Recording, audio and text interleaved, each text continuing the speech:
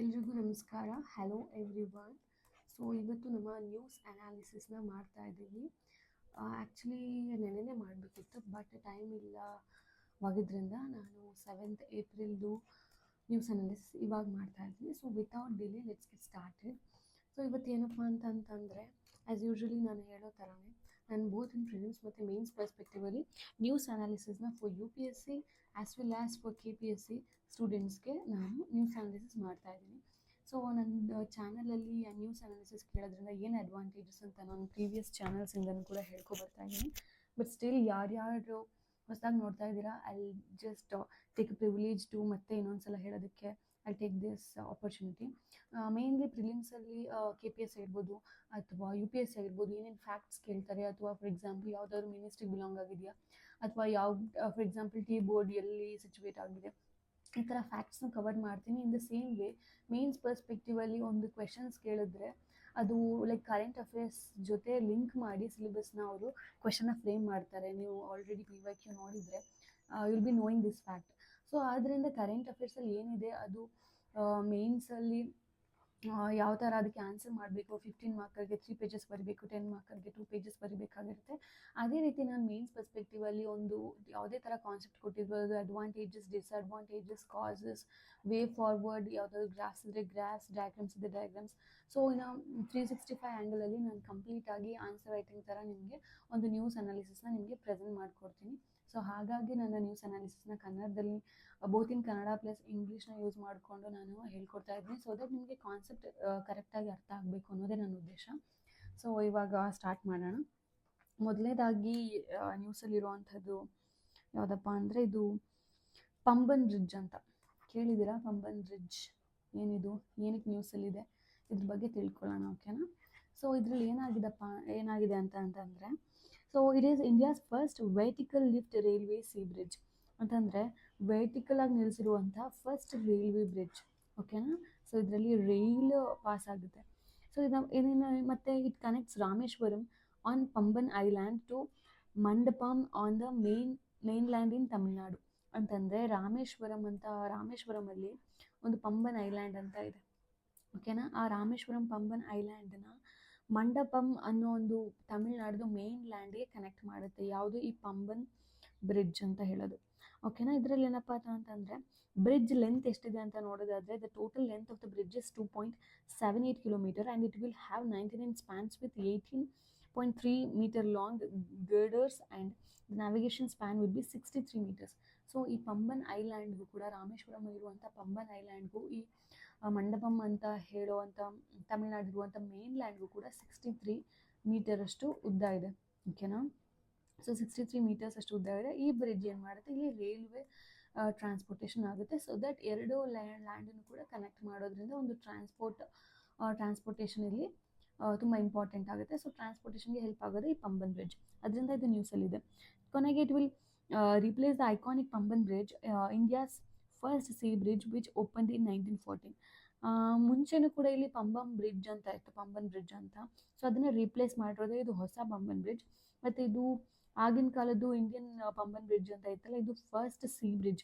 ಅಂತಂದರೆ ಕೆಳಗಡೆ ಸಮುದ್ರ ಇರುತ್ತೆ. ಸೊ ಸಮುದ್ರದ ಮಧ್ಯೆ 2 ಐಲ್ಯಾಂಡ್ ಇರುತ್ತೆ. ಇದೊಂದು ಐಲ್ಯಾಂಡ್, ಇದು ಮೇನ್ ಲ್ಯಾಂಡು.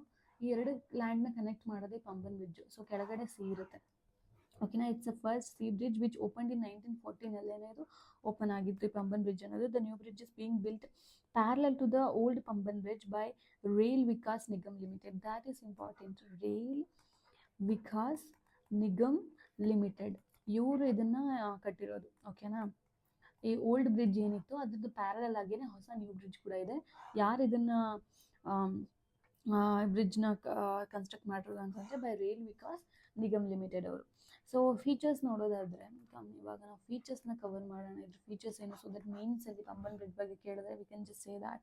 ಅಥವಾ ಪ್ರಿಲಿಮ್ಸ್ ಪರ್ಸ್ಪೆಕ್ಟಿವ್ ಆಗಿ ಯಾರು ಇದನ್ನು ಬಿಲ್ಡ್ ಮಾಡಿದ್ದು, ಈ ಥರ ಕ್ವೆಶನ್ ಕೇಳ್ಬೋದು. ಅಥವಾ ಓಲ್ಡ್ ಬ್ರಿಡ್ಜ್ ಇತ್ತಾ, 1914 ಲೈಕ್ ಇವಾಗೆಲ್ಲ like statement types of questions ನಾವು ನೋಡ್ತೀವಿ. ಸೊ ಅದನ್ನು ಆನ್ಸರ್ ಮಾಡಬೇಕಂತಂದರೆ ನಿಮಗೆ ಈ ಥರ ಎಷ್ಟೊಂದು ಫ್ಯಾಕ್ಟ್ಸ್ ಗೊತ್ತಿರಬೇಕು. ಲೈಕ್ ಮುಂಚೆನೂ ಪಂಬನ್ ಬ್ರಿಡ್ಜ್ ಇತ್ತಾ, ಇದು ಅಥವಾ ಇದೇ ಹೊಸದ, ಅಥವಾ ಅದ್ರದ್ದು ಪ್ಯಾರಲಲ್ ಆಗಿ ಕನ್ಸ್ಟ್ರಕ್ಟ್ ಮಾಡ್ತಾ ಇದ್ದಾರಾ, ಯಾವ್ಯಾವ ಲ್ಯಾಂಡ್ನ ಕನೆಕ್ಟ್ ಮಾಡ್ತಾ ಇದೆ ಪಂಬನ್ ಮತ್ತು ಮಂಡಪಮ್ ಅನ್ನೋ ಲ್ಯಾಂಡ್ಸ್ನ ಕನೆಕ್ಟ್ ಮಾಡ್ತಾ ಇದೆ. ಸೊ ಟ್ರಾನ್ಸ್ಪೋರ್ಟೇಷನ್, ರೈಲ್ವೆ ಟ್ರಾನ್ಸ್ಪೋರ್ಟೇಷನ್ ಅಥವಾ ಟೂ ವೀಲರ್ ಅಥವಾ ರೋಡ್ ಟ್ರಾನ್ಸ್ಪೋರ್ಟೇಷನ್, ಅದು ಏನು ಅಂತ ಕೇಳ್ತಾರೆ. ಸೊ ಮೋಡ್ಸ್ ಆಫ್ ಟ್ರಾನ್ಸ್ಪೋರ್ಟೇಷನ್ ಇದೆಲ್ಲ ಸ್ಟೇಟ್ಮೆಂಟ್ಸಲ್ಲಿ ಇನ್ಕ್ಲೂಡ್ ಮಾಡ್ತಾರೆ. ಸೊ ನಿಮ್ಗೆ ಇದ್ರ ಬಗ್ಗೆ ಕಂಪ್ಲೀಟಾಗಿ ಫ್ಯಾಕ್ಟ್ಸ್ ಗೊತ್ತಿದ್ರೆ ಮಾತ್ರ you will be able to answer those type of questions. So ಅದರಿಂದ ನಿಮಗೆ ಯು ಶುಡ್ ನೋ ಒಂದು ಕಾನ್ಸೆಪ್ಟ್ ಅಂತಂದರೆ you should know everything 365 degree ನಿಮಗೆ ಗೊತ್ತಿರಬೇಕು. ಹಾಗಾಗಿ okay, continue. Let's just continue. Okay, features ಅಂತ ಬಂತಂದರೆ the most unique feature of the new Pamban bridge is it's vertical lift facility. ಇದರಲ್ಲಿ ಒಂದು ವೆರ್ಟಿಕಲ್ ಲಿಫ್ಟ್ ಫೆಸಿಲಿಟಿ ಅಂತ ಇದೆ. ಅಂತಂದರೆ it will help boats pass under the bridge smoothly. ಅಂತಂದರೆ for example, ಇವಾಗ ಇಲ್ಲಿ ರೋಡ್ ಇದೆ ಅಂದ್ಕೊಳ್ಳೋಣ, ಕೆಳಗಡೆ ಸುತ್ತ ಸೀದೆ. ಸೊ ನಾವು ಇಲ್ಲಿ ಬ್ರಿಡ್ಜ್ ಕಟ್ಬಿಟ್ರೆ ಇಲ್ಲಿ ಬರೋವಂತಹ ಬೋಟ್ಸ್ಗೆ ಸರಿಯಾಗಿ ಅದು ಟ್ರಾನ್ಸ್ಪೋರ್ಟ್ ಆಗೋಕ್ಕಾಗಲ್ಲ, ಬಿಕಾಸ್ ಇಲ್ಲಿ ಅದು ತಡೆ ಆಗುತ್ತೆ ಅಲ್ವಾ. ಸೊ ಇದರಲ್ಲಿ ವೆರ್ಟಿಕಲ್ ಲಿಫ್ಟ್ ಫೆಸಿಲಿಟಿ ಇದೆ. ಅಂತಂದರೆ ಯಾವ್ಯಾವ ಟೈಮಲ್ಲಿ ಈ ಥರ ಬೋಟ್ಸ್ಗಳು ಬರ್ತಾ ಇದ್ದಾವೋ ಆವಾಗ ಈ ಬ್ರಿಡ್ಜು ವೆರ್ಟಿಕಲ್ ಆಗಿ ಮೇಲೆ ಹೋಗುತ್ತೆ. ಸೊ ಅವಾಗ ಏನಾಗುತ್ತೆ, ಈ ಸ್ಪೇಸು ಖಾಲಿ ಆಗುತ್ತೆ. ಸೊ ಇಲ್ಲಿ ಖಾಲಿ ಆದಾಗ ಏನಾಗುತ್ತೆ, ಆರಾಮಾಗಿ ಈ ಬೋಟ್ಸ್ಗಳು ಮುಂದೆ ಹೋಗ್ಬೋದು ಅಲ್ವಾ. So this is called as vertical lift facility. ಓಕೆನಾ. ಇದು ಇಂಡಿಯಾದಲ್ಲೇ ಫಸ್ಟ್ ಟೈಮ್ ಈ ಥರ ಫೆಸಿಲಿಟಿ ಇರೋದು. I think in Italy, I don't know like properly ಎಲ್ಲಿ ಅಂತ, ಇಟಲಿಲಿ ಆ ಥರ ಫೆಸಿಲಿಟಿ ಇದೆ, ಇಟಲಿಲೋ ಅಥವಾ ಯಾವುದೋ ಒಂದು ದೇಶದಲ್ಲಿ ಈ ಥರ ಟೂರಿಸಮ್ ಪ್ಲೇಸು. ಸೊ ಈ ಥರ ವೆರ್ಟಿಕಲ್ ಲಿಫ್ಟ್ ಫೆಸಿಲಿಟಿ ಇದೆ. ಸೊ ದಟ್ ಯಾವುದೇ ಥರ ಬೋಟ್ಸ್ ಬಂದರೂ ಕೂಡ ಆರಾಮಾಗಿ ಬೋಟ್ಸ್ ಪಾಡಿಗೆ ಬೋಟ್ಸ್ಗಳು ಹೋಗ್ಬೋದು. ಆವಾಗ ಬ್ರಿಡ್ಜೆಲ್ಲ ಲಿಫ್ಟ್ ಆಗುತ್ತೆ. ಯಾವಾಗ ಇಲ್ಲಿ ಟ್ರಾನ್ಸ್ಪೋರ್ಟ್ ಆಗಬೇಕು, ರೈಲ್ಸ್ ಬರಬೇಕು, ಆವಾಗ ಮತ್ತೆ ವಾಪಸ್ ಬ್ರಿಡ್ಜ್ ಕೆಳಗಡೆ ಬಂದು ಅಸೆಂಬಲ್ ಆಗುತ್ತೆ. So this is called as vertical lift facility. ಈ ಫೆಸಿಲಿಟಿ ಪಂಬನ್ ಬ್ರಿಡ್ಜಲ್ಲಿ ಇಟ್ಟಿದ್ದಾರೆ. ಓಕೆನಾ. It will help the boats pass under the bridge smoothly. ಮತ್ತು ಇನ್ನೊಂದು ನೋಡೋದಾದರೆ, while the old bridge has scissor rolling lift technology in which the bridge opens up horizontally and then horizontally to let ships pass through it, and the new bridge will lift vertically upward and remaining parallel to the deck, and it will be done using the sensors at each end. ಅಂತಂತಂದರೆ ಮುಂಚೆ ಇರೋ ಬ್ರಿಡ್ಜಲ್ಲಿ ಮುಂಚೆ Pamban bridge ಇತ್ತಲ್ವ, old Pamban bridge, ಅಲ್ಲಿ ಯಾವ ಥರ technology ಇತ್ತು ಅಂತಂತಂದರೆ ರೋಲಿಂಗ್ ಲಿಫ್ಟ್ ಟೆಕ್ನಾಲಜಿ ಅಂತ ಕರೀತಾರೆ, ಅಥವಾ ಸಿಸರ್ಸರ್ ರೋಲಿಂಗ್ ಲಿಫ್ಟ್ ಟೆಕ್ನಾಲಜಿ. ಓಕೆನಾ. ಸಿಸರ್ಸರ್ ರೋಲಿಂಗ್ ಲಿಫ್ಟ್ ಟೆಕ್ನಾಲಜಿ. ಸೊ ಇದ್ರ ಪ್ರಕಾರ ಏನಾಗ್ತಿತ್ತು ಅಂತಂತಂದರೆ, ಇವಾಗ ಇಲ್ಲಿ ಸಿ ಇದೆ ಅಂದ್ಕೊಳ್ಳೋಣ. ಸೊ ಇಲ್ಲಿ ಬ್ರಿಡ್ಜ್ ಇದೆ. ಓಕೆನಾ. ಸೊ ಇಲ್ಲಿ ಬ್ರಿಡ್ಜ್ ಇರುವಾಗ ಅಲ್ಲಿ ಏನಾಗ್ತಿತ್ತು ಅಂತಂತಂದರೆ, ಇವಾಗ ಅಲ್ಲಿ ಬೋಟ್ಸ್ ಬರ್ತಾ ಇದೆ ಅಂತಂತಂದರೆ they use to like horizontally ಅದು ಮೇಲ್ಗಡೆ ಲಿಫ್ಟ್ ಆಗ್ತಿತ್ತು. ಅಂದರೆ ಲೈಕ್ ಹೀಗಿರುತ್ತೆ ಬ್ರಿಡ್ಜ್ ಅಲ್ವಾ ಸಿಯಲ್ಲಿ. ಸೊ ಅದೇನಾಗ್ತಿತ್ತು, ಇಫ್ ಇಟ್ ಆಲ್ ಅಲ್ಲಿ ಇದು ಬರ್ತಾ ಇದೆ, ಬೋಟ್ಸ್ ಬರ್ತಾ ಇದೆ ಅಂತಂತಂದರೆ ಆ ಬ್ರಿಡ್ಜೆಲ್ಲ ಹೀಗೆ ಹಾರಿಸಾಂಟಲಿ ಮೇಲ್ಗಡೆ ಹೋಗ್ತಾ ಇತ್ತು. ಸೊ ಆ್ಯಸ್ ಅ ರಿಸಲ್ಟ್ ಇಲ್ಲಿ ಬರೋವಂಥ ಬೋಟ್ಸ್ಗೆ ಹೀಗೆ ಆ ಬೋಟ್ಸ್ಗಳು ಮುಂದೆ ಹೋಗ್ತಾ ಇದ್ವು, ಹಾರಿಸಾಂಟಲ್ ಲಿಫ್ಟ್ ಆಗ್ತಿತ್ತು. ಸೊ ಆ ಟೆಕ್ನಾಲಜಿ ಯಾವುದು, ಸಿಸರ್ಸರ್ ರೋಲಿಂಗ್ ಟೆಕ್ನಾಲಜಿ. ಈ ಥರನೂ ಕೇಳ್ಬೋದು, ಲೈಕ್ ಇವಾಗ ಪ್ರೆಸೆಂಟ್ಲಿ ಬಿಲ್ಡ್ ಮಾಡುವಂಥ ಪಂಬನ್ ಬ್ರಿಡ್ಜಲ್ಲಿ ಯಾವ ಕೈಂಡ್ ಆಫ್ ಟೆಕ್ನಾಲಜಿನ ಯೂಸ್ ಮಾಡಿದ್ದಾರೆ. Is it rolling lift technology or the other one that we just said that is vertical lift ಟೆಕ್ನಾಲಜಿನ ಅಂತ ಕೇಳ್ಬೋದು. ಇವಾಗಿರೋದು ವೆರ್ಟಿಕಲ್ ಲಿಫ್ಟ್ ಟೆಕ್ನಾಲಜಿ. ಮುಂಚೆ ಆ ಥರ ಇತ್ತು. ನಾನು ಎಕ್ಸ್ಪ್ಲೇನ್ ಮಾಡಿದ್ದೀನಿ ಸರಿಯಾಗಿ ಅಂತ ಅನ್ಕೋತೀನಿ. ಸೊ ಹಾಗೆ ನೋಡೋದಾದರೆ the vertical lift span will have electronically control interlocked with the train control system. ಅಂತಂದರೆ ಈ ವೆರ್ಟಿಕಲ್ ಲಿಫ್ಟ್ ಸಿಸ್ಟಮ್ ಏನಿದೆ ಅದು ಒಂದು ಎಲೆಕ್ಟ್ರೋಮೆಕ್ಯಾನಿಕಲ್ ಕಂಟ್ರೋಲ್ ಒಂದು interlocked with the train control system. So train control system ಜೊತೆ ಇಂಟರ್ಲಾಕ್ ಆಗಿದೆ. ಮತ್ತು ಇಲ್ಲೆಲ್ಲ ಸೆನ್ಸರ್ಸ್ ಇಟ್ಟಿರ್ತಾರೆ. ಸೊ ಆ ಸೆನ್ಸರ್ಸ್ ಬೇಸ್ ಮೇಲೆ ಇದು ವರ್ಕ್ ಆಗುತ್ತೆ.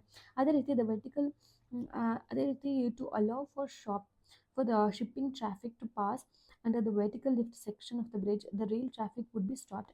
ಸೊ ಯಾವಾಗ ಅದು ವರ್ಟಿಕಲ್ ಲಿಫ್ಟ್ ಟೆಕ್ನಾಲಜಿಯಿಂದ ಈ ಥರ ಬ್ರಿಡ್ಜ್ ಇರೋವಂಥದ್ದು ಹೀಗೆ ಮೇಲೆ ಹೋಗುತ್ತೋ ಬೋಟ್ ಪಾಸ್ ಮಾಡುವಾಗ, ಆವಾಗ ಏನಾಗುತ್ತೆ, ಇದಿರುತ್ತಲ್ಲ ಏನೋ ರೈಲ್ ಟ್ರಾಫಿಕ್ ಇರುತ್ತಲ್ಲ ಅದು ಸ್ಟಾಪ್ ಮಾಡ್ತಾರೆ. ಅಂತಂದರೆ ಈ ರೈಲ್ ಟ್ರಾಫಿಕ್ ಜೊತೆ ಇದು ಕನೆಕ್ಟ್ ಆಗಿರುತ್ತೆ ಅಲ್ವಾ. ಸೊ ಆ ಸೆನ್ಸರ್ಸ್ ಮುಖಾಂತರ ಅದೇನು ಮಾಡ್ತವೆ ಅಂತಂತಂದರೆ ಅದು ಲೈಕ್ ರೈಲ್ ಟ್ರಾಫಿಕ್ನ ಸ್ಟಾಪ್ ಮಾಡುತ್ತೆ. ಸೊ ದಟ್ ರೈಲ್ ಪಾಸ್ ಮಾಡೋಕ್ಕಾಗಲ್ಲ, ಆವಾಗ ರೈಲ್ ಪಾಸ್ ಥ್ರೂ ಆಗೋಕ್ಕಾಗಲ್ಲ, ಓನ್ಲಿ ಬೋಟ್ಸ್ ಮಾತ್ರ ಹೋಗ್ಬೋದು.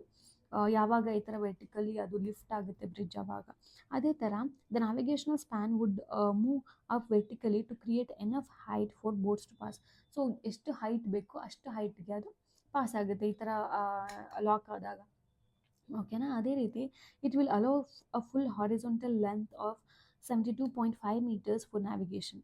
ಸೊ ಎಷ್ಟು ಅಲೋ ಮಾಡುತ್ತೆ ಅಂತ ಅಂದರೆ horizontal length of 72.5 meters. So ಇಲ್ಲಿ ಒಂದು 72.5 meters ಅಷ್ಟು ಏನಿರುತ್ತವೆ, ಇಷ್ಟು ಲೆಂತ್ ಕೂಡ ಅದು ಮೇಲೆ ವರ್ಟಿಕಲಿ ಅಪ್ಲಿಫ್ಟ್ ಆಗ್ತವೆ. ಅದೇ ರೀತಿ the new Pamban bridge is 3 meter higher than the old bridge, and it also has a navigational air clearance of 22 meters above mean sea level. ಅದೇ ರೀತಿ ನೋಡೋದಾದರೆ it has been designed for double railway line and future electrification as well. ಯಾವ ಥರ design ಮಾಡಿದ್ದಾರೆ ಅಂತಂದರೆ, ಒಂದು double railway line pass ಆಗೋ ಥರ ಅಂತಂದರೆ ಡಬಲ್ ರೈಲ್ವೆ ಲೇನ್ಸ್ ಇರೋ ಥರ ಈ ಬ್ರಿಡ್ಜ್ನ ಡಿಸೈನ್ ಮಾಡಿದ್ದಾರೆ. ಮತ್ತು ಇಟ್ಸ್ ಲೈಕ್ ಫ್ಯೂಚರ್ ಎಲೆಕ್ಟ್ರಿಫಿಕೇಷನ್ಗೂ ಕೂಡ ಇದು ಆಗೋ ಥರ ಇದನ್ನು ಡಿಸೈನ್ ಮಾಡಿದ್ದಾರೆ. ಸೊ ಅದೇ ರೀತಿ ನೋಡೋದಾದರೆ ಕಮಿಷನರ್ ಆಫ್ ರೈಲ್ವೆ ಸೇಫ್ಟಿ ಅವ್ರ ಕಾಂಟೆಕ್ಸಲ್ಲಿ ನೋಡೋದಾದರೆ, so India's first vertical lift Pamban bridge aims to Boost connectivity between Rameswaram and Tamil Nadu. So Rameswaram ಮತ್ತು ತಮಿಳ್ನಾಡು ಮಧ್ಯೆ ಒಂದು ಕನೆಕ್ಟಿವಿಟಿನ ಇನ್ಕ್ರೀಸ್ ಮಾಡೋದಕ್ಕೋಸ್ಕರ ಇದು ಇಂಡಿಯಾದು ಫಸ್ಟ್ ವರ್ಟಿಕಲಿ ಲಿಫ್ಟ್ ಒಂದು railway transportation bridge. So that connectivity increase ಆಗುತ್ತೆ ಬಿಟ್ವೀನ್ ರಾಮೇಶ್ವರಂ ಆ್ಯಂಡ್ ತಮಿಳ್ನಾಡು ಅಂತ ಹೇಳ್ತಾ ಇದ್ದಾರೆ. ಮತ್ತು however safety concerns and planning lapses raised by the CRS have drawn scrutiny ಅಂತಂದರೆ ಒಂದು ಕಮಿಷನರ್ ಆಫ್ ರೈಲ್ವೆ ಸೇಫ್ಟಿ ಅವರು ಎಷ್ಟೊಂದು ಕನ್ಸರ್ನ್ಸ್ನ ಹೇಳಿದ್ದಾರೆ, ಅದನ್ನು ಕೂಡ ಅವರು ಸ್ಕ್ರೂಟಿನಿಗೆ ತಗೋತಾ ಇದ್ದಾರೆ. ಲೈಕ್ ಅಕಸ್ಮಾತ್ ಏನಾದರೂ ಅದು ಲ್ಯಾಬ್ಸ್ ಆದರೆ ಯಾವುದ್ಯಾವ ಥರ ಸೇಫ್ಟಿ ವೈಸ್ ಏನಾದ್ರು ಮಾಡ್ಬೋದು ಅಂತ ಅವ್ರ ಸ್ಕ್ರೂಟಿನಿ ಕೂಡ ಅದನ್ನು ನೋಡ್ತಾ ಇದ್ದಾರೆ. ಅದೇ ರೀತಿ about commissioner of railway safety, ಯಾರಿದು CRS ಅಂತಂದರೆ ಯಾರು ಕಮಿಷನರ್ ಆಫ್ ರೈಲ್ವೆ ಸೇಫ್ಟೀಸ್ ಅಂತಂದರೆ, ನಾವು ಎಷ್ಟೊಂದು ರೈಲ್ವೆ ಟ್ರಾನ್ಸ್ಪೋರ್ಟೇಷನ್ ಅಥವಾ ರೈಲ್ಸ್ಗಳನ್ನ ನೋಡ್ತೀವಿ, ಅದರದ್ದು ಸೇಫ್ಟಿಗೂ ನೋಡ್ಕೊಳ್ಳೋದಕ್ಕೋಸ್ಕರ ಒಂದು ಡಿಪಾರ್ಟ್ಮೆಂಟ್ ಇದೆ, that is called as commissioner of railway safety. ಅದು ರೋಲ್ ಏನಪ್ಪ ಅಂತಂತಂದರೆ CRSದು to ensure the safety of rail travelers and operations as outlined in the Railway Act 1989. So railway act 1989 enact ಮಾಡಿರುವಂತೆ so railway safety ಮತ್ತು ಅದರದ್ದು operation safety ಇದೆಲ್ಲದನ್ನು ಕೂಡ ನೋಡ್ಕೊಳ್ಳೋದೇ ಈ CRS, ಓಕೆನಾ. ಅದೇ ರೀತಿ ಅದರದ್ದು ರೆಸ್ಪಾನ್ಸಿಬಿಲಿಟೀಸ್ ಏನಪ್ಪ ಅಂತಂತಂದರೆ majorly investigating train accidents and make safety recommendations to the government. So ಎಲ್ಲೆಲ್ಲಿ ರೈಲ್ವೆ ಆಕ್ಸಿಡೆಂಟ್ಸ್ ಆಗುತ್ತೆ ಅದಕ್ಕೆ ಅಲ್ಲೆಲ್ಲ ಕೂಡ ಹೋಗಿ ಅದನ್ನು ಇನ್ವೆಸ್ಟಿಗೇಟ್ ಮಾಡೋದೇ ಈ CRS, ಓಕೆನಾ. ಅದನ್ನು ಇನ್ವೆಸ್ಟಿಗೇಟ್ ಮಾಡಿ ಗೌರ್ಮೆಂಟಿಗೆ ಒಂದು ರೆಕಮೆಂಡೇಷನ್ ಕೊಡೋದೇ ಈ CRS, ಓಕೆನಾ. ಸೊ ಇದು ಅದರದ್ದು ಮೇಜರ್ ರೆಸ್ಪಾನ್ಸಿಬಿಲಿಟಿ CRS ಅಂತಂದರೆ ಕಮಿಷನರ್ ಆಫ್ ರೈಲ್ವೆ ಸೇಫ್ಟಿದು. ಅದೇ ಥರ ರಿಪೋರ್ಟಿಂಗ್ ಸ್ಟ್ರಕ್ಚರ್ಸ್ ಅಂತ ನೋಡೋದಾದರೆ under the ministry of civil aviation to remain insulated from the railway ministry influence ಅಂತಂದರೆ ಇದು ರಿಪೋರ್ಟ್ ಯಾರಿಗೆ ಮಾಡುತ್ತೆ, ಅಫ್ಕೋರ್ಸ್ ಗೌರ್ಮೆಂಟ್ ಮಾಡುತ್ತೆ, but reporting will be done under the ministry of civil aviation ಅಲ್ವಾ. ಸ್ವಲ್ಪ ಇದು ಡಿಫ್ರೆಂಟ್ ಅನಿಸುತ್ತೆ. ಯಾಕೆ ಅಂತಂದರೆ ರೈಲ್ವೆದೆಲ್ಲ ಸಂಬಂಧಪಟ್ಟಿದ್ದು ಮಿನಿಸ್ಟ್ರಿ ಆಫ್ ರೈಲ್ವೆ ಡಿಪಾರ್ಟ್ಮೆಂಟಿಗೆ ಸೇರಬೇಕಲ್ವ, ಬಟ್ ಏನಿದು ಮಿನಿಸ್ಟ್ರಿ ಆಫ್ ಸಿವಿಲ್ ಏವಿಯೇಷನ್ಗೆ ಇದು ಬಿಲಾಂಗ್ ಆಗುತ್ತೆ ಅಂತಂದರೆ to remain insulated from the railway ministry influence. So railway ministry ಅಲ್ಲೇ ಹಾಕ್ಬಿಟ್ರೆ ಅದ್ರದ್ದು ರೈಲ್ವೆ ಮಿನಿಸ್ಟ್ರಿ ಇನ್ಫ್ಲೂಯೆನ್ಸ್ಗೆ ಅದು ಒಳಪಡುತ್ತೆ. ಸೊ ಅಲ್ಲಿರೋರು ಕರಪ್ಷನ್ ಆಗೋ ಚಾನ್ಸಸ್ ಇರುತ್ತೆ ಅಲ್ಲಿಂದ ಇನ್ಫ್ಲೂಯೆನ್ಸ್ ಆಗೋದ್ರಿಂದ. ಸೊ ಅದರಿಂದ ಇದೆಲ್ಲ ರಿಪೋರ್ಟಿಂಗ್ನ ಕೂಡ ಅದೇನು ಮಾಡುತ್ತೆ ಮಿನಿಸ್ಟ್ರಿ ಆಫ್ ಸಿವಿಲ್ ಏವಿಯೇಷನ್ಗೆ ಕೊಡುತ್ತೆ. ಅದೇ ರೀತಿ ಲೀಡರ್ಶಿಪ್ ನೋಡೋದಾದರೆ headed by the chief commissioner of railway safety with the headquarters in Lucknow, Uttar Pradesh. So ಇದನ್ನ ಯಾರು ಹೆಡ್ ಮಾಡ್ತಾರೆ ಅಂತಂತಂದರೆ chief commissioner of railway safety ಇವರು ಇದನ್ನು ಹೆಡ್ ಮಾಡ್ತಾರೆ. ಇವ್ರದ್ದು ಹೆಡ್ ಕ್ವಾರ್ಟರ್ಸ್ ಇರೋದು ಲಕ್ನೋದಲ್ಲಿ, ದಟ್ ಈಸ್ ಇನ್ UP, ಓಕೆನಾ.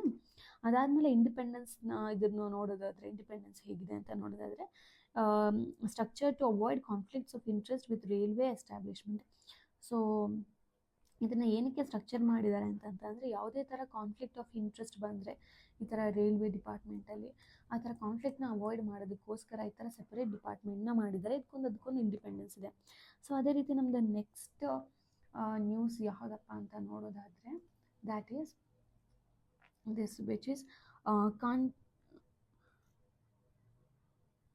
that is Kancha Gachibowli land issue. ಇದ್ಯಾವುದಿದು ಕಾಂಚಾ ಗಚಿಬೌಲಿ ಲ್ಯಾಂಡ್ ಡಿಸ್ಪ್ಯೂಟು, ಬನ್ನಿ ಇದ್ರ ಬಗ್ಗೆ ನೋಡ್ಕೊಳ್ಳೋಣ.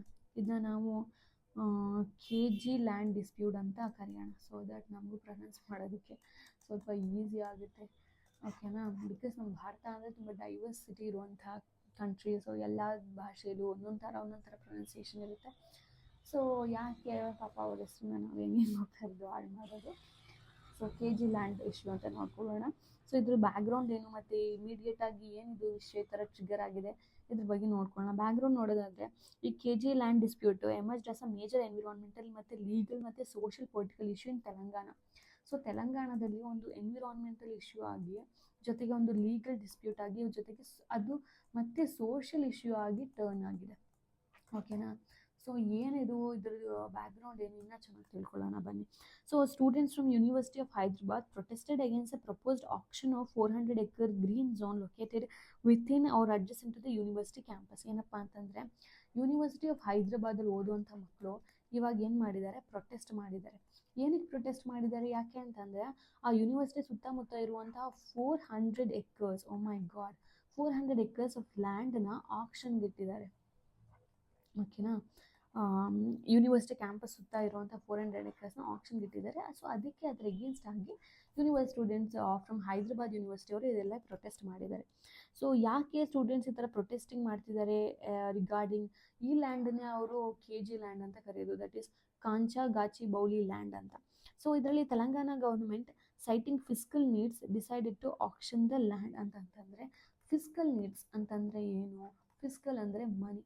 ಸೊ ದುಡ್ಡಿಗೋಸ್ಕರ ಅಂದರೆ ಫಿಸ್ಕಲ್ ನೀಡ್ ಅಂದರೆ ದುಡ್ಡಿನ ಅವಶ್ಯಕತೆ ಇರೋದ್ರಿಂದ ಈ 400 acres ಆಫ್ ದ ಲ್ಯಾಂಡ್ನ ಈ ತೆಲಂಗಾಣ ಗೌರ್ಮೆಂಟ್ ಏನು ಮಾಡಿದೆ, ಆಕ್ಷನ್ಗೆ ಇಟ್ಟಿದೆ, ಓಕೆನಾ. So the matter has reach the supreme court which took suo motu cognisance due to environmental concerns. ಈ ಮ್ಯಾಟರ್ ಏನಾಗಿದೆ, ಸುಪ್ರೀಂ ಕೋರ್ಟ್ಗೆ ರೀಚ್ ಆಗಿದೆ. ಅವಾಗ ಏನು ಮಾಡಿದೆ, ಅದು ಸುಮೋಟೋ ಕಾಗ್ನಿಸೆನ್ಸ್ನ ತಗೊಂಡಿದೆ because of environmental concerns. Suo motu ಅಂತಂದರೆ ತಾನೇ ಸ್ವಂತವಾಗಿ ಇನಿಷಿಯೇಟಿವ್ ತಗೊಂಡಿರೋದು, ಓಕೆನಾ. ಬಿಕಾಸ್ ಯಾಕೆಂದರೆ ಅದು ಎನ್ವಿರಾನ್ಮೆಂಟಲ್ ಕನ್ಸರ್ನ್, ಜಸ್ಟ್ ಇದು ಎಷ್ಟು ಇಂಪಾರ್ಟೆಂಟ್ ಮ್ಯಾಟ್ರ್ ಆಗಿ ಟರ್ನ್ ಆಗ್ತಿದೆ, ಜಸ್ಟ್ ಥಿಂಕ್. ಎನ್ವಿರಾನ್ಮೆಂಟ್ ಕನ್ಸರ್ನ್ಸ್ ಇರೋದ್ರಿಂದ ಸುಪ್ರೀಂ ಕೋರ್ಟ್ ತಾನೇ ಅದ್ರ ಎಗೇನ್ಸ್ಟ್ ಆಗಿ ತಾನೇ ಇನ್ವೆಸ್ಟಿಗೇಷನ್ ಮಾಡೋದಕ್ಕೆ ತಾನೇ ಒಂದು ಇನಿಷಿಯೇಟಿವ್ನ ತಗೊಂಡಿದೆ. So multiple public interest litigation have been filed in the Telangana high court. ಎಷ್ಟೊಂದು, ಲೈಕ್ ನಾಟ್ ಓನ್ಲಿ ಒನ್ ಅಲ್ಲ, ಮಲ್ಟಿಪಲ್ ಆಫ್ PILನ ಪಬ್ಲಿಕ್ ಇಂಟ್ರೆಸ್ಟ್ ಲಿಟಿಗೇಷನ್ ಅಂತ ಒಂದು ಇದನ್ನು ಎಷ್ಟೊಂದು ಜನ ಫೈಲ್ ಮಾಡಿದ್ದಾರೆ ತೆಲಂಗಾಣ ಹೈಕೋರ್ಟಲ್ಲಿ ಇದ್ರ ಎಗೇನ್ಸ್ಟ್ ಆಗಿ. ಜಸ್ಟ್ ಈ ಜನರಿಗೆ ಎಷ್ಟು ಅವೇರ್ನೆಸ್ ಇದೆ ಎನ್ವಿರಾನ್ಮೆಂಟ್ ಬಗ್ಗೆ ಅಂತ ಇದರಲ್ಲೇ ಗೊತ್ತಾಗ್ತಾ ಇದೆ. ಸೊ ಇವಾಗ ನಾವು ನೋಡೋಣ ಹಿಸ್ಟೋರಿಕಲ್ ಮತ್ತು ಲೀಗಲ್ ಡೈಮೆನ್ಷನ್ ನೋಡೋಣ, ಓಕೆನಾ. ಹಿಸ್ಟೋರಿಕಲಿ ಏನೇನಿತ್ತು ಮತ್ತು ಲೀಗಲ್ ಡೈಮೆನ್ಷನ್ ಏನೇನಿದೆ ಇದನ್ನು ನಾವು ಕವರ್ ಮಾಡೋಣ. ಹಿಸ್ಟೋರಿಕಲಾಗಿ ನೋಡೋದಾದರೆ, land grant under the 6 point formula. So 1974 land grant and 6 point formula ಅಂತ ಒಂದು ಆ್ಯಕ್ಟ್ ಬರುತ್ತೆ, 6 point formula, just remember this. So ಇದು ಯೂನಿವರ್ಸಿಟಿ ಆಫ್ ಹೈದ್ರಾಬಾದ್ ಇದೆಯಲ್ಲ, ಅದಕ್ಕೆ it has been allocated 2324 acres at its inception in 1974. So 1974 university of ಹೈದ್ರಾಬಾದ್ಗೆ 2324 ಎಕರೆಯನ್ನು allocate ಮಾಡಿರ್ತಾರೆ under the 6 point formula by the Indira Gandhi led Congress government. ಈ 6 point ಫಾರ್ಮುಲಾ ಪ್ರಕಾರ ಆ particular ಯೂನಿವರ್ಸಿಟಿಗೆ 2324 ಎಕರೆನ land ಗ್ರ್ಯಾಂಟಾಗಿ ಕೊಟ್ಟಿರ್ತಾರೆ ಅಂಡರ್ ಇಂದಿರಾ ಗಾಂಧಿ ಕಾಂಗ್ರೆಸ್ ಗೌರ್ಮೆಂಟ್, ಓಕೆನಾ. ಆಮೇಲೆ ಏನಾಗುತ್ತೆ ಅಂತಂದರೆ, the formula was part of the political compromise to address demand from Telangana movement. ಅಂತಂದರೆ ಆ ಟೈಮಲ್ಲಿ ಯಾಕೆ ಇದನ್ನು ಮಾಡ್ತಾರೆ ಅಂತಂದರೆ, 1969 ತೆಲಂಗಾಣ ಮೂವ್ಮೆಂಟ್ ಆಗಿರುತ್ತೆ. ಸೊ ಹಾಗಾಗಿ ಏನು ಮಾಡ್ತಾರೆ ಅಂತಂತಂದರೆ, ಒಂದು ಪೊಲಿಟಿಕಲ್ ಕಾಂಪ್ರಮೈಸ್ ಮಾಡೋದಕ್ಕೋಸ್ಕರ ಅಂತಂತಂದರೆ, ಲೈಕ್ ಎಲ್ಲೋ ಒಂದು ಕಡೆ ರಿವೋಲ್ಟ್ ನಡೀತಾ ಇರುತ್ತೆ, ಎಲ್ಲೋ ಒಂದು ಕಡೆ ದಂಗೆ ಹೇಳ್ತಾ ಇರ್ತಾರೆ. ಆವಾಗ ಏನಾಗುತ್ತೆ, ಆ ಪೊಲಿಟಿಕಲ್ ಕಾಂಪ್ರಮೈಸ್ಗೋಸ್ಕರ ಅವ್ರನ್ನ ಶಾಂತಿ ಮಾಡೋದಕ್ಕೋಸ್ಕರ ಈ ಥರ 1969 ತುಂಬ ದಂಗೆ ಹೇಳಿರ್ತಾರೆ. ತೆಲಂಗಾಣ ಮೂಮೆಂಟ್ ಅಂತ ನೀವು ಬೇಕಾದ್ರೆ ಸರ್ಚ್ ಮಾಡಿ, ಎಷ್ಟೊಂದು ಇದಾಗಿರುತ್ತೆ, ಸೀನ್ ಕ್ರಿಯೇಟ್ ಆಗಿರುತ್ತೆ. ಸೊ ಅದು ಆ ಪೊಲಿಟಿಕಲ್ ಕಾಂಪ್ರಮೈಸ್ ಮಾಡೋದಕ್ಕೋಸ್ಕರ 1974 6 points ಫಾರ್ಮುಲಾ ಅಂತ ಹೇಳಿ ಇಂದಿರಾ ಗಾಂಧಿ ಗೌರ್ಮೆಂಟು ಈ ತೆಲಂಗಾಣ ಯೂನಿವರ್ಸಿಟಿ ಆಫ್ ಹೈದ್ರಾಬಾದ್ಗೆ ಇಷ್ಟು ಎಕರ್ನ ಬಿಟ್ಕೊಟ್ಟಿರುತ್ತೆ. ಆನಂತರ the purpose was to establish a central educational institutions to promote regional development. So ಒಂದು ರೀಜನಲ್ ಡೆವಲಪ್ಮೆಂಟ್ ಮಾಡೋದಕ್ಕೋಸ್ಕರ ಅವ್ರು ಏನು ಮಾಡಿರ್ತಾರೆ, ಒಂದು ಸೆಂಟ್ರಲ್ ಎಜುಕೇಷನಲ್ ಇನ್ಸ್ಟಿಟ್ಯೂಟ್ನ ಕಟ್ಟುತ್ತಾರೆ. ಓಕೆನಾ. ಸೆಂಟ್ರಲ್ ಎಜುಕೇಷನ್ ಸಿಸ್ಟಮ್ ನ ಇನ್ಸ್ಟಿಟ್ಯೂಟ್ನ ಕಟ್ಟೋದ್ರಿಂದ ಏನಾಗುತ್ತೆ, ಅಲ್ಲೊಂದು ರೀಜನಲ್ ಡೆವಲಪ್ಮೆಂಟ್ ಆಗುತ್ತೆ. ಅದನ್ನು ಪ್ರಮೋಟ್ ಮಾಡೋದಕ್ಕೋಸ್ಕರ ಇಷ್ಟೊಂದು ಲ್ಯಾಂಡ್ನ ತೆಲಂಗಾಣ 6 ಪಾಯಿಂಟ್ ಫಾರ್ಮುಲಾ ಕೆಳಗಡೆ ಯೂನಿವರ್ಸಿಟಿ ಆಫ್ ಹೈದರಾಬಾದ್ಗೆ ಅಷ್ಟು ಎಕರ್ಸ್ನ ಕೊಟ್ಟಿರ್ತಾರೆ. ಸೊ ಇದರಲ್ಲಿ ಮತ್ತೆ ನೋಡೋದಾದರೆ it's a lack of legal title. ಓಕೆನಾ, this is important. Lack of legal title. ಏನಿದು ಲ್ಯಾಕ್ ಆಫ್ ಲೀಗಲ್ ಟೈಟಲ್ ಅಂತ ನೋಡಿದ್ರೆ ಇದ್ರ ಕೆಳಗಡೆ, despite allocation the land title was never formally transferred to university of Hyderabad.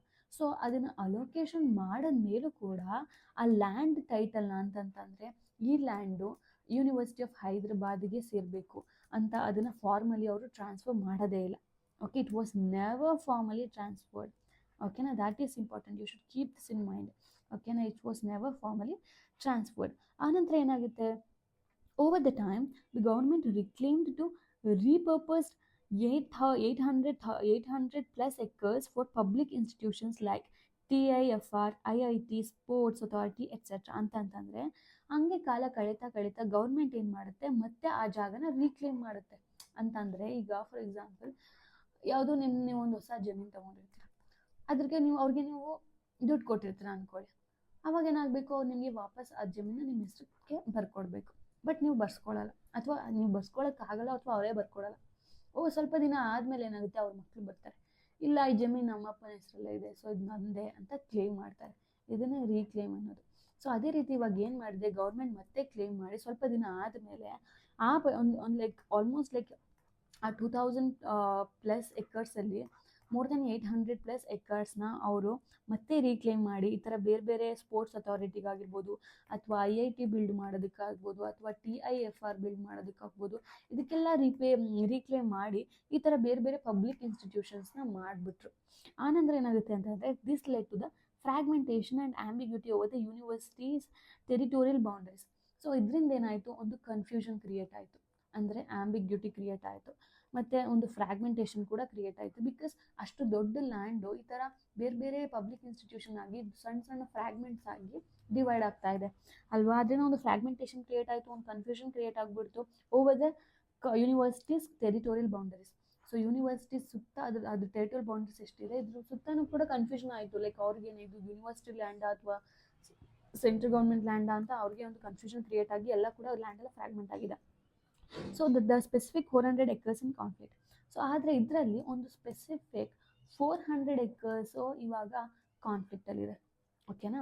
So ಅದೇನಪ್ಪ ಈ ಸ್ಪೆಸಿಫಿಕ್ 400 acres ಕಾನ್ಫ್ಲಿಕ್ಟ್ ಅಂತ ನೋಡಿದ್ರೆ, in 2004 the TDP government diverted 534 acres including the KG land to IMG academies Bharata to develop sports facilities. ಅಂತಂದರೆ 2004 ಏನು ಮಾಡಿದ್ದಾರೆ ಅಂತಂತಂದರೆ, ಈ TDP government ಬಂತು ಅಲ್ಲಿ ತೆಲಂಗಾಣದಲ್ಲಿ. ಈ TDP ಗೌರ್ಮೆಂಟ್ ಬಂದು ಏನು ಮಾಡ್ತು ಅಂತಂತಂದರೆ, ಆಲ್ಮೋಸ್ಟ್ ಲೈಕ್ 534 acresನ ಡೈವರ್ಟ್ ಮಾಡ್ತು.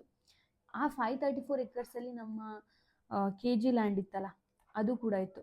That is Kancha Gachibowli land ಅಂತಂದರೆ ಈ KG ಲ್ಯಾಂಡಲ್ಲೂ ಕೂಡ ಸ್ವಲ್ಪ ಲ್ಯಾಂಡು ಸೇರಿಸಿ ಒಟ್ಟು 534 acresನ ಅವ್ರು ಏನು ಮಾಡ್ತಾರೆ, IMG ಅಕಾಡೆಮೀಸ್ ಭಾರತ ಅಂತ ಇದೆ.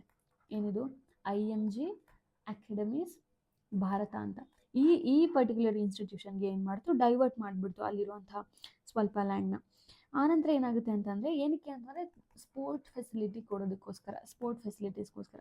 ಆನಂತರ ministry of urban was signed with university of Hyderabad promising 396 acres elsewhere as compensation ಅಂತಂದರೆ. So I think ministry of urban ಇದೆಯಲ್ಲ, ಅರ್ಬನ್ ಅಲ್ಲ ಇದು ಮಿನಿಸ್ಟ್ರಿ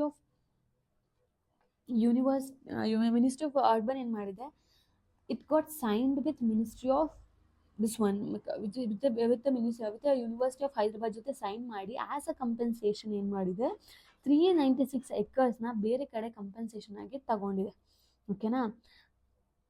ಆಮೇಲೆ after elections the new Congress government cancel the deal leading to a prolong the legal battle. But ಆಮೇಲೆ ಇನ್ನೊಂದ್ಸಲ ಮತ್ತೆ election ಬಂತು. ಆ ನಂತರ ಏನಾಗುತ್ತೆ, ಹೊಸ ಕಾಂಗ್ರೆಸ್ ಗೌರ್ಮೆಂಟ್ ಬಂತು. ಆ ಕಾಂಗ್ರೆಸ್ ಗೌರ್ಮೆಂಟ್ ಮಾಡಿ ಈ ಡೀಲ್ನ ಕ್ಯಾನ್ಸಲ್ ಮಾಡ್ತು. ಓಕೆನಾ, ಕ್ಯಾನ್ಸಲ್ ಮಾಡಿ ಲೀಡಿಂಗ್ ಟು ದ ಪ್ರೊಲಾಂಗ್ ಇವಾಗ ಲೀಗಲ್ ಬ್ಯಾಟಲ್ ನಡೀತಾ ಇದೆ. ಇವ್ರೇನು ಕ್ಲೇಮ್ ಮಾಡ್ತಾರೆ ಅಂತಂದರೆ, ನಮಗೆ ಆಲ್ರೆಡಿ ನಾವು ಡೀಲ್ ಮಾಡಿದ್ವಿ, 396 ಎಕರ್ಸ್ನ ಆಸ್ ಅ ಕಂಪನ್ಸೇಷನ್ ಕೊಡೋದಕ್ಕೆ ಅಂತ ಅವ್ರು ಮಾಡ್ತಾರೆ. ಬಟ್ ಹೊಸ ಗೌರ್ಮೆಂಟ್ ಬಂದು ಅಲ್ಲಿ ಆ ಡೀಲ್ನ ಕ್ಯಾನ್ಸಲ್ ಮಾಡಿದೆ. ಹೀಗಾಗಿ ಅಲ್ಲಿ ಇನ್ನೂ ಕೂಡ ಲೀಗಲ್ ಬ್ಯಾಟರ್ಸ್ನ ಇನ್ನೂ ಕೂಡ ಕೋರ್ಟಲ್ಲಿ ಫೈಟ್ ಮಾಡ್ತಾ ಇದ್ದಾರೆ. ಸೊ ಇದಿಷ್ಟು ಅಲ್ಲಿರುವಂತಹ ಅಲ್ಲಿರುವಂತಹ ಕಾನ್ಫ್ಲಿಕ್ಟ್ ಅಥವಾ ಡಿಸ್ಪ್ಯೂಟ್ ಅಂತ ಹೇಳ್ಬೋದು. ಬನ್ನಿ ಇವಾಗ ಎನ್ವಿರಾನ್ಮೆಂಟಲ್ ಕನ್ಸರ್ನ್ ಹೇಗಾಯಿತು ಅಥವಾ ಎಕಾಲಜಿಕಲ್ ಸಿಗ್ನಿಫಿಕೆನ್ಸ್ ಏನಿದೆ, ಯಾಕೆ ಪರ್ಟಿಕ್ಯುಲರ್ ಪ್ಲೇಸ್ ಅಷ್ಟೊಂದು ಸಿಗ್ನಿಫಿಕೆಂಟ್ ಎನ್ವಿರಾನ್ಮೆಂಟ್ ವೈಸ್ ಅಂತ ನೋಡೋದಾದರೆ, let's check that. Okay, the land in question is not just vacant land, it is an urban ecological treasure true ಅಂತಂದರೆ ಅದು ಬರೀ ಲ್ಯಾಂಡ್ ಅಲ್ಲ, ಅದೊಂದು ಅರ್ಬನ್ ಎಕೊಲಾಜಿಕಲ್ ಟ್ರೆಷರ್ ಅಂತಲೇ ಹೇಳ್ಬೋದು. ಯಾಕೆ ಅಂತಂದರೆ ಅದ್ರದ್ದು ಬಯೋಡೈವರ್ಸಿಟಿ ಡೇಟಾ ನೋಡಿದ್ರೆ ನೀವು ಆ್ಯಸ್ ಪರ್ ಕ್ಯಾಂಪಸ್ ಸ್ಟಡಿ, ಅಂದರೆ ಕ್ಯಾಂಪಸ್ಸಲ್ಲೇ ಸ್ಟಡಿ ಮಾಡಿರೋ ರಿಪೋರ್ಟ್ ಪ್ರಕಾರ ಅದರಲ್ಲಿ ಒಂದು 233 ಬರ್ಡ್ ಸ್ಪೀಷೀಸ್ ಇದ್ದಾವೆ. That is more than near by national parks like KBR ಅಥವಾ ಮೃಗವಾನಿ ಅಂತ ಅಲ್ಲೊಂದು ಎಷ್ಟೊಂದು ನ್ಯಾಷನಲ್ ಪಾರ್ಕ್ಸ್ ಇದ್ದಾವೆ. ಅಲ್ಲೂ ಅಷ್ಟು ಬರ್ಡ್ಸ್ ಇಲ್ಲ, ಅಷ್ಟು ಬರ್ಡ್ಸ್ ಇಲ್ಲಿದ್ದಾವೆ ಈ ಕ್ಯಾಂಪಸಲ್ಲಿ, ಈ ಲ್ಯಾಂಡಲ್ಲಿ. ಮತ್ತು 27 ಬರ್ಡ್ ಸ್ಪೀಷೀಸ್ ಅಂಡರ್ ಶೆಡ್ಯೂಲ್ 1, ಅದರಲ್ಲಿರುವಂಥ 27 ಬರ್ಡ್ಸಸ್ಸು ಶೆಡ್ಯೂಲ್ 1ಅಲ್ಲಿದ್ದಾವೆ. ಓಕೆನಾ, ವೈಲ್ಡ್ ಲೈಫ್ ಪ್ರೊಟೆಕ್ಷನ್ ಆ್ಯಕ್ಟ್ ಪ್ರಕಾರ. ಓಕೆನಾ, ಸೊ ಅಷ್ಟು ಶೆಡ್ಯೂಲ್ 1ಅಲ್ಲಿದೆ ಅಂತಂದರೆ ಅದಕ್ಕೆ ಹೈಯೆಸ್ಟ್ ಪ್ರೊಟೆಕ್ಷನ್ ಕೊಡಬೇಕು. ಅದನ್ನು ಯಾರೇ ರೀತಿ ಪೋಚಿಂಗ್ ಅಥವಾ ಇದು ಟ್ರೇಡಿಂಗ್ ಮಾಡೋ ಹಾಗಿಲ್ಲ. So just think of the ecological importance that particular land has got ಅಲ್ವಾ. ಅದೇ ರೀತಿ ಎಂಡಮಿಕ್ ಸ್ಪೀಷೀಸ್ ನೋಡೋದಾದರೆ ಲೈಕ್ ಮುರಿಕಾ ಹೈಡ್ರಾಬ್ಯಾಡೆನ್ಸಿಸ್ ಅಥವಾ spider, it's actually a spider which is found only in the KG land ಅಂತಂದರೆ ಒಂದು like very specific spider species ಕೂಡ ನಾವಿಲ್ಲಿ ನೋಡ್ಬೋದು. ಅದೇ ಥರ ಇಲ್ಲಿ 72 ಟ್ರೀ ಸ್ಪೀಷೀಸ್ ಇದೆ, 3 ರೆಪ್ಟೈಲ್ಸ್ ಇದೆ, ಮತ್ತು ಸೆವರಲ್ ಮೈಗ್ರೇಟರಿ ಬರ್ಡ್ಸ್ ಇದೆ. ಸೊ ಇದು ಅದರದ್ದು ಪರ್ಟಿಕ್ಯುಲರ್ ಬಯಾಲಜಿಕಲ್ ಡಾಟಾ ಅಥವಾ ಬಯೋಡೈವರ್ಸಿಟಿ ಡಾಟಾ ಅಂತ ಹೇಳ್ಬೋದು ಆ ಕ್ಯಾಂಪಸಲ್ಲಿರುವಂಥದ್ದು. ಸೊ ಅದೇ ರೀತಿ ನೋಡೋದಾದರೆ ಎನ್ವಿರಾನ್ಮೆಂಟಲ್ ಕನ್ಸರ್ನ್ಸ್ ಏನಿದೆ ಅಂತ ನೋಡೋದಾದರೆ, ಎನ್ವಿರಾನ್ಮೆಂಟಲ್ ಕನ್ಸರ್ನ್ಸ್ ಅಂತಂದರೆ, so auction and construction would destroy 20+ years of undisturbed green cover ಅಂತಂದರೆ ಈ ಥರ ಆಕ್ಷನ್ ಮಾಡೋದ್ರಿಂದ ಅಥವಾ ಮತ್ತೆ ಅಲ್ಲಿ ಏನಾದ್ರು ಒಂದು ಕನ್ಸ್ಟ್ರಕ್ಷನ್ ಮಾಡೋದ್ರಿಂದ ಆ 20+ ಇಯರ್ಸ್ ಆಫ್ ಗ್ರೀನ್ ಕವರ್ ಏನಿದೆ, ಲೈಕ್ ಅಷ್ಟು ವರ್ಷ ಅದಕ್ಕೆ ಯಾವುದೇ ರೀತಿ ಡಿಸ್ಟರ್ಬ್ ಆಗದಿರೋಂಥ ಒಂದು ಗ್ರೀನ್ ಕವರ್ ಇತ್ತು, ಇದೆಲ್ಲ ಡಿಸ್ಟರ್ಬ್ ಆಗುತ್ತೆ. ಮತ್ತು ಏನಾಗುತ್ತೆ ಅಂದರೆ loss of flora and fauna would undermine Hyderabad's urban biodiversity ಅಂತಂದರೆ ಹೈದ್ರಾಬಾದಲ್ಲಿರುವಂಥ ಒಂದು ಅರ್ಬನ್ ಬಯೋಡೈವರ್ಸಿಟಿನ ಹಾಳಾಗುತ್ತೆ. ಬಿಕಾಸ್ ಅಲ್ಲಿರುವಂಥ ಫ್ಲೋರಾ ಆಗಿರ್ಬೋದು ಅಥವಾ ಫೌನಾ ಆಗಿರ್ಬೋದು ಇವೆಲ್ಲ ಕೂಡ ಹಾಳಾಗುತ್ತೆ. ಸೊ ಈ ಅರ್ಬನ್ ಟ್ರೆಷರ್ ಅಂತ ಏನು ಇವಾಗ ಆಗಿದೆ, ಅರ್ಬನ್ ಟ್ರೆಷರ್ನೆಲ್ಲ ಅವ್ರು ಲಾಸ್ ಮಾಡ್ಕೋತಾರೆ. ಮತ್ತು violation of environmental ethics and public trust doctrine ಅಂತ ಅಂದರೆ like there will be violation of environmental ethics and public trust doctrine ಅಂತಂದರೆ ಅಂದರೆ ಲೈಕ್ ಎನ್ವಿರಾನ್ಮೆಂಟ್ಗೂ ಕೂಡ ಒಂದು ಎಥಿಕ್ಸ್ ಅಂತ ಇರುತ್ತೆ. ಎನ್ವಿರಾನ್ಮೆಂಟ್ ಎಥಿಕ್ಸ್ನ ಹಾಳು ಮಾಡ್ದಂಗಾಗುತ್ತೆ, ಒಂದು ಜನರ ನಂಬಿಕೆನ ಕೂಡ ಹಾಳು ಮಾಡ್ದಂಗಾಗುತ್ತೆ. ಅದೇ ರೀತಿ ಗೌರ್ಮೆಂಟ್ಸ್ ರ್ಯಾಷನಲೆ ಫಾರ್ ಆಕ್ಷನಿಂಗ್ ಅಂತಂದರೆ ಗೌರ್ಮೆಂಟ್ಸ್ ರ್ಯಾಷನಲೆ ಫಾರ್ ಆ್ಯಕ್ಷನಿಂಗ್ ಅಂತಂದರೆ ಯಾಕೆ ಅವರು ಆಕ್ಷನಿಂಗ್ ಮಾಡ್ತಾ ಇದ್ದಾರೆ, ಗೌರ್ಮೆಂಟ್ ಯಾಕೆ ಇಷ್ಟು ದೊಡ್ಡ ಲ್ಯಾಂಡ್ನ ಸೇಲ್ ಮಾಡ್ತಾ ಇದ್ದಾರೆ ದುಡ್ಡಿಗೋಸ್ಕರ ಅಂತ ನೋಡೋದಾದರೆ, ಗೌರ್ಮೆಂಟ್ ಪರಿಸ್ಥಿತಿ ನೋಡೋದಾದರೆ ಮೊದಲನೇದಾಗಿ ಅಲ್ಲಿರುವಂತಹ ಡೆಪ್ಟ್ ಆ್ಯಂಡ್ ಫಿಸಿಕಲ್ ಸ್ಟ್ರೆಸ್. ಮೊದಲನೇದಾಗಿ ಅಷ್ಟು ಸಾಲ ಇದೆ ಅವರಿಗೆ, ಮತ್ತು ಅಷ್ಟು ಫಿಸಿಕಲ್ ಸ್ಟ್ರೆಸ್ ಇದೆ. ಒಂದು ಗೌರ್ಮೆಂಟ್ ಅಂತ ಅಂದರೆ ಅವರು ಇಡೀ ಲೈಕ್ ಸ್ಟೇಟ್ನ ನಡೆಸಬೇಕು. ಸ್ಟೇಟಲ್ಲಿ ಡಿಸ್ಟ್ರಿಕ್ಸಲ್ಲಿ ಹೋಬ್ಲೀಸ್ ಇದೆ, ಮತ್ತು ತಾಲೂಕ್ಸ್ಗಳಿದ್ದಾವೆ. ಸೊ ಇಷ್ಟೆಲ್ಲ ಅಲ್ಲಿರುವಂಥ ಹಾಸ್ಪಿಟಲ್ಸ್ ಇದೆ, ಒಂದೊಂದಕ್ಕೂ ಒಂದೊಂದು ಅಡ್ಮಿನಿಸ್ಟ್ರೇಷನ್ ಇದೆ. ಪೊಲೀಸ್ ಸ್ಟೇಷನ್ ಆಗಿರ್ಬೋದು, ಹಾಸ್ಪಿಟಲ್ಸ್ ಆಗಿರ್ಬೋದು, ಸ್ಕೂಲ್ಸ್ ಆಗಿರ್ಬೋದು, ಅಥವಾ ಅಲ್ಲಿರುವಂಥ ಪಂಚಾಯತ್ಸ್ ಆಗಿರ್ಬೋದು, ಇದೆಲ್ಲನೂ ಕೂಡ ಒಂದು ಸ್ಟೇಟ್ ಅಂದರೆ ಒಂದು ಗೌರ್ಮೆಂಟ್ ಅಂದರೆ ಅದೆಷ್ಟು ಅಡ್ಮಿನಿಸ್ಟ್ರೇಷನ್ ಮಾಡಬೇಕಾಗುತ್ತೆ. ಅದರಿಂದ ಅದಕ್ಕೆ ಒಂದು ಫಿಸಿಕಲ್ ಸ್ಟ್ರೆಸ್ ಇರುತ್ತೆ. ಅದನ್ನು ಮತ್ತೆ ಇದಕ್ಕೋಸ್ಕರ ಇನ್ವೆಸ್ಟ್ ಮಾಡಿರುವಂಥ ಮುಂಚೆನೇ ಒಂದು ಸಾಲ ಇರುತ್ತೆ. ಹಾಗಾಗಿ ಅಲ್ಲಿ ನೋಡೋದಾದರೆ ತೆಲಂಗಾಣದಲ್ಲಿ ಡೆಪ್ಟ್ ಕಂಡೀಷನ್ ಹೇಗಿದೆ ಅಂತ ನೋಡೋದಾದರೆ ಇಟ್ಸ್ ಆಲ್ಮೋಸ್ಟ್ 4 lakh crore ಅಷ್ಟು ಅದಕ್ಕೆ ಸಾಲ ಇದೆ ತೆಲಂಗಾಣ ಗೌರ್ಮೆಂಟ್ಗೆ. ಹಾಗೆ likely to exceed 5 lakh crore by financial year 2025-2026 almost ಇದು ಮತ್ತೆ 5 lakh crore ಅಷ್ಟು ಅದರದ್ದು ಡೆಪ್ಟ್ ಇನ್ಕ್ರೀಸ್ ಆಗೋ ಚಾನ್ಸಸ್ ಇದೆ. ಮತ್ತು the capital expenditure is being delayed due to lack of funds. ಒಂದು ಕ್ಯಾಪಿಟಲ್ ಎಕ್ಸ್ಪೆಂಡಿಚರ್ ಏನಿದೆ ಅಂತಂದರೆ ಒಂದು ಲಂಸಮ್ ಅಮೌಂಟ್ನ ನೀವೆಲ್ಲರೂ ಇನ್ವೆಸ್ಟ್ ಮಾಡ್ತೀರಾ ಅಂತಿರಲ್ಲ, ಅದು ಕೂಡ ಡಿಲೇ ಆಗಿದೆ due to lack of funds. ಅಂತಂದರೆ ಅದನ್ನು ಈಗ ಕ್ಯಾಪಿಟಲ್ ಎಕ್ಸ್ಪೆಂಡಿಚರ್ ಮಾಡಿದ್ರೆ ನಮಗೆ ಮತ್ತೆ ಅದು ಕ್ಯಾಪಿಟಲ್ ಏನಂತಾರೆ ಪ್ರಾಫಿಟ್ನ ನಮ್ಗೆ ತಂದುಕೊಡುತ್ತೆ. ಬಟ್ ಆ ಕ್ಯಾಪಿಟಲ್ ಇನ್ವೆಸ್ಟ್ಮೆಂಟ್ ಮಾಡೋದಕ್ಕೆ ಅವ್ರ ಹತ್ರ ಫಂಡ್ ಇಲ್ಲ, ಅಷ್ಟೊಂದು ಅವ್ರಿಗೆ ಲ್ಯಾಕ್ ಆಫ್ ಫಂಡ್ ಇದೆ. ಅದು ಪ್ರೆಸೆಂಟ್ ಸಿಚುವೇಶನ್. ಸೆಕೆಂಡ್ಲಿ ಯಾಕಿದು ಅಷ್ಟೊಂದು ಆಕ್ಷನಿಂಗ್ ಮಾಡ್ತಾ ಇದೆ ಅಂತಂದರೆ ಪ್ರೆಸಿಡೆಂಟ್ ಆಫ್ ಲ್ಯಾಂಡ್ ಮಾನಿಟೈಸೇಷನ್ ಅಂತಂದರೆ ಲ್ಯಾಂಡ್ ಮಾನಿಟೈಸೇಷನ್ ಮಾಡುವಂತಹ ಒಂದು ಟ್ರೆಂಡ್ ಅಂತ ಹೇಳ್ಬೋದು, ಅದು ಸ್ಟಾರ್ಟ್ ಆಗಿದೆ. ಹೇಗೆ ಅಂತಂತಂದರೆ ಯೂಶ್ವಲಿ ನೋಡಿ it began under the YS Rajasekhar Reddy Congress government. ಅವ್ರಿಗೆ ಆ ಥರ ಲೈಕ್ ಅವರಿದ್ರಲ್ಲ ರಾಜಶೇಖರ್ ರೆಡ್ಡಿ, ಅವರು ಕಾಂಗ್ರೆಸ್ ಗೌರ್ಮೆಂಟ್ ಲೀಡ್ ಮಾಡುವಾಗ ಅವ್ರ ಟೈಮಲ್ಲಿ ಇದು ಲ್ಯಾಂಡ್ ಮಾನಿಟೈಸೇಷನ್ ಮಾಡೋಕ್ಕೆ ಸ್ಟಾರ್ಟ್ ಮಾಡಿದ್ರು. ಆ್ಯಂಡ್ ನಾವು de facto policy of successive governments. ಇವಾಗ ಏನಾಗಿದೆ, ಸಕ್ಸಸ್ಸಿವ್ ಬರ್ತಾ ಇರೋ ಎಲ್ಲ ಗೌರ್ಮೆಂಟ್ ಏನು ಮಾಡ್ತಾ ಇದೆ, ಅವಾಗ ಸ್ಟಾರ್ಟ್ ಆಗಿದ್ದು. ಇವಾಗೆಲ್ಲ ಬರ್ತಾ ಇರೋ ಗೌರ್ಮೆಂಟ್ ಎಲ್ಲ ಏನು ಮಾಡ್ತಿದೆ, ಲ್ಯಾಂಡ್ನ ಮಾನಿಟೈಸ್ ಮಾಡೋದು, ದುಡ್ಡು ತಗೊಳ್ಳೋದು, ಅದನ್ನ ಮತ್ತೆ ಇನ್ವೆಸ್ಟ್ ಮಾಡೋದು, ಲ್ಯಾಂಡ್ನ ಮಾನಿಟೈಸ್ ಮಾಡೋದು, ದುಡ್ಡು ತಗೊಳ್ಳೋದು, ಮತ್ತೆ ಇನ್ವೆಸ್ಟ್ ಮಾಡೋದು. ಇನ್ವೆಸ್ಟನ್ನು ಎಷ್ಟೊಂದು ಕರಪ್ಷನ್ನೇ ಆಗಿಬಿಟ್ಟಿರುತ್ತೆ. ಸೊ ಅದೊಂದು ಮೇಜರ್ ಥ್ರೆಟ್ ಆಗಿದೆ. ಮತ್ತು use to fund welfare schemes and capital intensive projects. So ಆಮೇಲೆ ಏನಾಗುತ್ತೆ, ವೆಲ್ಫೇರ್ ಸ್ಕೀಮ್ಸಲ್ಲಿ ನೀವು ಇನ್ವೆಸ್ಟ್ ಮಾಡಿದ್ರೆ ಅದರಿಂದ ನಿಮಗೆ ಪ್ರಾಫಿಟ್ ಬರೋದಿಲ್ಲ. ಫಾರ್ ಎಕ್ಸಾಂಪಲ್, ತುಂಬ ಲೈಕ್ ವಯಸ್ಸಾದವ್ರಿಗೆ ಏನು ಮಾಡ್ತೀರಾ, ಫ್ರೀಯಾಗಿ ಹೆಲ್ತ್ ಫೆಸಿಲಿಟಿ ಕೊಡ್ತೀರಾ. ವಯಸ್ಸಾದವ್ರಿಗೆ ಪೆನ್ಷನ್ ಕೊಡೋದು, ಅಥವಾ ಮಂತ್ಲಿ ಅವ್ರಿಗೆ ದುಡ್ಡು ಕೊಡೋದಾಗಿರ್ಬೋದು, ಇವೆಲ್ಲ ವೆಲ್ಫೇರ್ ಸ್ಕೀಮ್ಸು. ಅಥವಾ ಮಕ್ಕಳಿಗೆ ತುಂಬ ಲೈಕ್ ಫ್ರೀ ಆಫ್ ಎಜುಕೇಷನ್ ಕೊಡೋದು, ಇವೆಲ್ಲ ವೆಲ್ಫೇರ್ ಸ್ಕೀಮ್ಸ್, ಜನಕ್ಕೆ ಒಳ್ಳೇದಾಗೋದು ಮಾಡೋದು. ಈ ಥರ ವೆಲ್ಫೇರ್ ಸ್ಕೀಮ್ಸಿಂದ ಗೌರ್ಮೆಂಟ್ಗೆ ಲಾಭ ಇರೋದಿಲ್ಲ. ಲಾಭ ಇಲ್ಲ ಅಂತಂದ್ರೆ ಏನಾಗುತ್ತೆ, ಅವ್ರಿಗೆ ಗೌರ್ಮೆಂಟ್ಗೆ ಮನಿ ಬರೋದಿಲ್ಲ, ಫಂಡ್ ಬರೋದಿಲ್ಲ. ಸೊ ವೆಲ್ಫೇರ್ ಸ್ಕೀಮಲ್ಲಿ ಇಂಟೆನ್ಸಿವ್ ಆಗಿ ಅವರು ಏನು ಮಾಡಿದ್ದಾರೆ, ಇನ್ವೆಸ್ಟ್ ಮಾಡಿದ್ದಾರೆ. At the same time not only in welfare schemes as well as in the capital intensive project. Capital intensive project ಅಂದರೆ ಯಾವುದು ತುಂಬ ದುಡ್ಡನ್ನ ಹೀರ್ಕೊಳ್ಳುತ್ತೆ, ಆ ಥರ ಪ್ರಾಜೆಕ್ಟ್ಸ್ನ ಅವರು ತುಂಬ ಮಾಡಿದ್ದಾರೆ. ಫಾರ್ ಎಕ್ಸಾಂಪಲ್, ಒಂದು ದೊಡ್ಡ ಬ್ರಿಡ್ಜ್ ಕಟ್ಟಬೇಕು ಸಿಯಲ್ಲಿ, ಅಥವಾ ಒಂದು ತುಂಬ ಲೈಕ್ ತುಂಬ ದೊಡ್ಡ ಇಂಡಸ್ಟ್ರೀಸ್ ಕಟ್ಟಬೇಕು. ಇವೆಲ್ಲ ತುಂಬ ಕ್ಯಾಪಿಟಲ್ ಇಂಟೆನ್ಸಿವ್, ಅಂದರೆ ತುಂಬ ದುಡ್ಡನ್ನ ಹೀರ್ಕೊಳ್ಳುತ್ತೆ. ಈ ಥರ ಪ್ರಾಜೆಕ್ಟ್ಸಲ್ಲಿ ಅದರಿಂದ ಏನಾಗುತ್ತೆ, ಅವ್ರು ಆಲ್ಮೋಸ್ಟ್ ಫಂಡ್ ಖಾಲಿಯಾಗಿದೆ. ಸೊ ಅದೊಂದು ರೀಸನ್ನು. ಮತ್ತು ಪೊಲಿಟಿಕಲ್ ಇಂಪ್ಲಿಕೇಶನ್ ಇನ್ನೊಂದಿದೆ, ಪೊಲಿಟಿಕಲ್ ಇಂಪ್ಲಿಕೇಶನ್ ಅಂತ. ಈ ರೀಸನಿಂದನೂ ಕೂಡ ಅವ್ರು ಏನು ಮಾಡಿದ್ದಾರೆ, ಈ ಥರ ಲ್ಯಾಂಡ್ ಮಾನಿಟೈಸೇಷನ್ ಆಪ್ಷನ್ಗೆ ಇಟ್ಟಿದ್ದಾರೆ. ಏನಪ್ಪ ಅಂತಂದರೆ, ನೋಡೋದಾದರೆ options in as fiscally necessary step, but at the cost of academic and ecological interest ಅಂತಂದರೆ, ಅಫ್ಕೋರ್ಸ್ ಪೊಲಿಟಿಕಲ್ ಇಂಪ್ಲಿಕೇಶನ್ ನೋಡೋದಾದರೆ ಇದರಿಂದ ಏನೇನು ಇಂಪ್ಲಿಕೇಶನ್ ಆಗ್ತಾ ಇದೆ ಅಂತ ನೋಡೋದಾದರೆ, ಅಫ್ಕೋರ್ಸ್ ಇವಾಗ ಇದೆಲ್ಲ ಸಿಚುವೇಶನ್ ನೋಡಿದ್ರೆ ಲೈಕ್ ಇಷ್ಟೊಂದು ಡೆಪ್ಟ್ ಇದೆ, ಎಷ್ಟೊಂದು ಫಿಸಿಕಲ್ ಸ್ಟ್ರೆಸ್ ಇದೆ, ಎಷ್ಟೊಂದು ನೀಡ್ ಇದೆ. ಅದರಿಂದ ಅವರು ಆಪ್ಷನಿಂಗ್ ಮಾಡ್ತಾ ಇದ್ದಾರೆ ಅಂತ ನೋಡಿದ್ರು ಕೂಡ, but they are doing at the cost of education. ಅದೊಂದು ಯೂನಿವರ್ಸಿಟಿ ಲ್ಯಾಂಡ್ ಆಯಿತಾ, ಆ ಯೂನಿವರ್ಸಿಟಿ ಲ್ಯಾಂಡ್, ಅದರಲ್ಲಿ ಎಷ್ಟೊಂದು ಮಕ್ಕಳು ಓದ್ತಾ ಇದ್ದಾರೆ. ಆ ಲ್ಯಾಂಡನ್ನು ಅವ್ರು ಏನು ಮಾಡ್ತಿದ್ದಾರೆ, ಮಾನಿಟೈಸ್ ಮಾಡ್ತಾ ಇದ್ದಾರೆ. But they are also doing at the cost of ecological concerns. ಅಂತಂದರೆ ಅಲ್ಲಿ ಅಷ್ಟೊಂದು ಬರ್ಡ್ಗಳು, ಎಂಡಮಿಕ್ ಸ್ಪೀಷೀಸ್ಗಳಾಗಿರ್ಬೋದು, ಅವೆಲ್ಲ ಬದುಕ್ತಾ ಇದ್ದಾವೆ, ಗ್ರೀನ್ ಕವರ್ ಇದೆ ಅಷ್ಟೊಂದು. ಅದ್ರ ಕಾಸ್ಟ್ ಅಗೇನ್ಸ್ಟ್ ಇವರು ಈ ಥರ ಆ್ಯಕ್ಷನ್ ಮಾಡ್ತಾ ಇದ್ದಾರೆ. ಸೊ ಇದು ಅದರದ್ದು ಪೊಲಿಟಿಕಲ್ ಇಂಪ್ಲಿಕೇಶನ್. ಮತ್ತು ಅದೇ ಥರ ನೋಡಿದ್ರೆ races a question about the priorities in governance like revenue generation versus sustainable development. ಇದರಿಂದ ಒಂದು ಕ್ವೆಶನ್ ಕೂಡ ರೈಸ್ ಆಗುತ್ತೆ, ಗೌರ್ಮೆಂಟ್ ಪ್ರಯಾರಿಟಿ ಏನಿದೆ, ಇದು ಏನಿದೆ ಅವ್ರ ಪ್ರಯಾರಿಟಿ ಏನಿದೆ, it's it to generate revenue ಅಂತಂದರೆ ಒಂದು ದುಡ್ಡನ್ನ ಸಂಪಾದನೆ ಮಾಡೋದೇ ಗೌರ್ಮೆಂಟ್ ಪ್ರಯಾರಿಟಿನ, ಅಥವಾ ಸಸ್ಟೈನಬಲ್ ಡೆವಲಪ್ಮೆಂಟಾ ಅಲ್ವಾ? ಇದು ಕ್ವೆಶನ್ ರೈಸ್ ಮಾಡುತ್ತೆ ಅಲ್ವಾ. ಗೌರ್ಮೆಂಟ್ ಅಗೇನ್ಸ್ಟ್ ಸಸ್ಟೈನಬಿಲಿಟಿ ಆ್ಯಕ್ಷನ್ ತಗೋತಾ ಇದೆ. ಸೊ ಅದೇ ರೀತಿ ಒಂದು ಕಾನ್ಸ್ಟಿಟ್ಯೂಷನಲ್ ಆ್ಯಂಡ್ ಜುಡಿಷಿಯಲ್ ಆಸ್ಪೆಕ್ಟಿಂದ ಇದನ್ನ ನೋಡೋದಾದರೆ, ಕಾನ್ಸ್ಟಿಟ್ಯೂಷನ್ ವ್ಯೂಯಿಂದ ನೋಡೋದಾದರೆ, ಸುಪ್ರೀಂ ಕೋರ್ಟ್ ಇನ್ವಾಲ್ವ್ಮೆಂಟ್ ನೋಡೋದಾದರೆ, ಇಲ್ಲಿ it took up the issue suo motu recognising the ecological value. ಈ ಸುಪ್ರೀಂ ಕೋರ್ಟ್ ಏನು ಮಾಡಿದೆ ಅಂದರೆ, ಅದೇ ಸ್ವಂತವಾಗಿ ಈ ಕೇಸ್ನ ತಗೊಂಡಿದೆ. ಯಾಕೆಂದರೆ ಅಷ್ಟು ಎಕನಾಮಿಕ್ ವ್ಯಾಲ್ಯೂ ಇದೆ ಅಲ್ಲಿ, ಅಷ್ಟೊಂದು ಎಕಲಾಜಿಕಲ್ ವ್ಯಾಲ್ಯೂ ಇದೆ. ಅದನ್ನು ದೃಷ್ಟಿಯಲ್ಲಿ ಇಟ್ಕೊಂಡು ಅದೇ ಸುಮೋಟೋ ಕೇಸ್ನ ತಗೊಂಡಿದೆ. ಮತ್ತು could decide precedent of urban environmental jurisprudence. ಓಕೆನಾ? ಅದೇ ಥರ ಲೀಗಲ್ ಕ್ವೆಶನ್ಸ್ ಕೂಡ ಇಲ್ಲಿ ಇನ್ವಾಲ್ವ್ ಆಗಿದೆ. ಯಾವ ಥರ ಅಂತಂದರೆ, it's auctioning ecologically sensitive land, is it constitutional ಅಂತ ಕೂಡ ಒಂದು ಲೀಗಲ್ ಕ್ವೆಶನ್ ರೈಸ್ ಆಗುತ್ತೆ.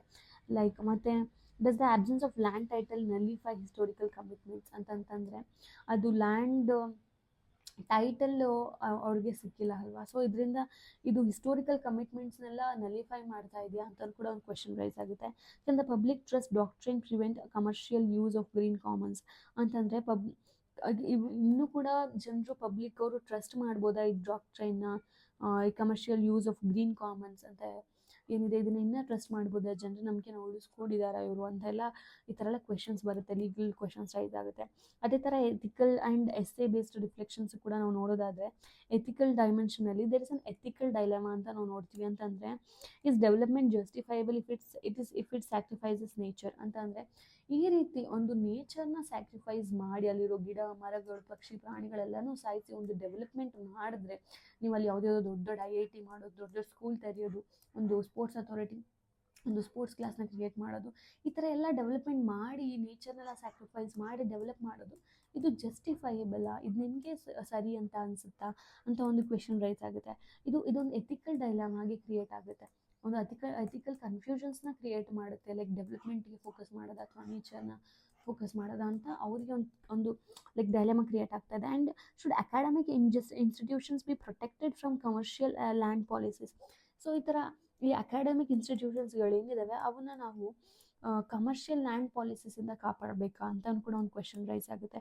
ಅದೇ ರೀತಿ does the state have moral duty to preserve biodiversity for future generation ಅಂತಂದರೆ ಸ್ಟೇಟ್ಗೆ ಒಂದು ಮಾರಲ್ ಡ್ಯೂಟಿ ಇದೆಯಾ to preserve biodiversity for future generation ಅಂತ ಕೂಡ ಒಂದು ಕ್ವೆಶನ್ ರೈಸ್ ಆಗುತ್ತೆ. ಸೊ ರೆಲೆವೆಂಟ್ ಎಥಿಕ್ಸ್ ಕಾನ್ಸೆಪ್ಟ್ ಇದರಲ್ಲಿ ನಾವು ನೋಡೋದಾದರೆ public interest versus private gain. So ಇದು ಎಥಿಕ್ಸಲ್ಲೂ ಕೂಡ ಕವರ್ ಆಗುತ್ತೆ ಈ issue. So it's very important, ಈ ಸಲ ಮೇನ್ಸಲ್ಲಿ ಕೂಡ ಕೇಳ್ಬೋದು. ಸೊ ಯಾವ್ದ್ಯಾವುದು ಅಂತಂದರೆ public interest versus private gains, ಮತ್ತು ಎನ್ವಿರಾನ್ಮೆಂಟಲ್ ಸ್ಟೀವರ್ಡ್ಶಿಪ್, ಮತ್ತು ಇಂಟರ್ಜನ್ರೇಷನ್ ಇಕ್ವಿಟಿ. ಸೊ ಇದೆಲ್ಲ ಕೂಡ ಲೈಕ್ ಎಥಿಕ್ಸ್ ಕಾನ್ಸೆಪ್ಟು. ಸೊ ಇದನ್ನು ರಿಲೇಟ್ ಮಾಡಿ ಅವ್ರು ಕ್ವೆಶನ್ ರೇಸ್ ಮಾಡ್ಬೋದು. So you should be thorough with this.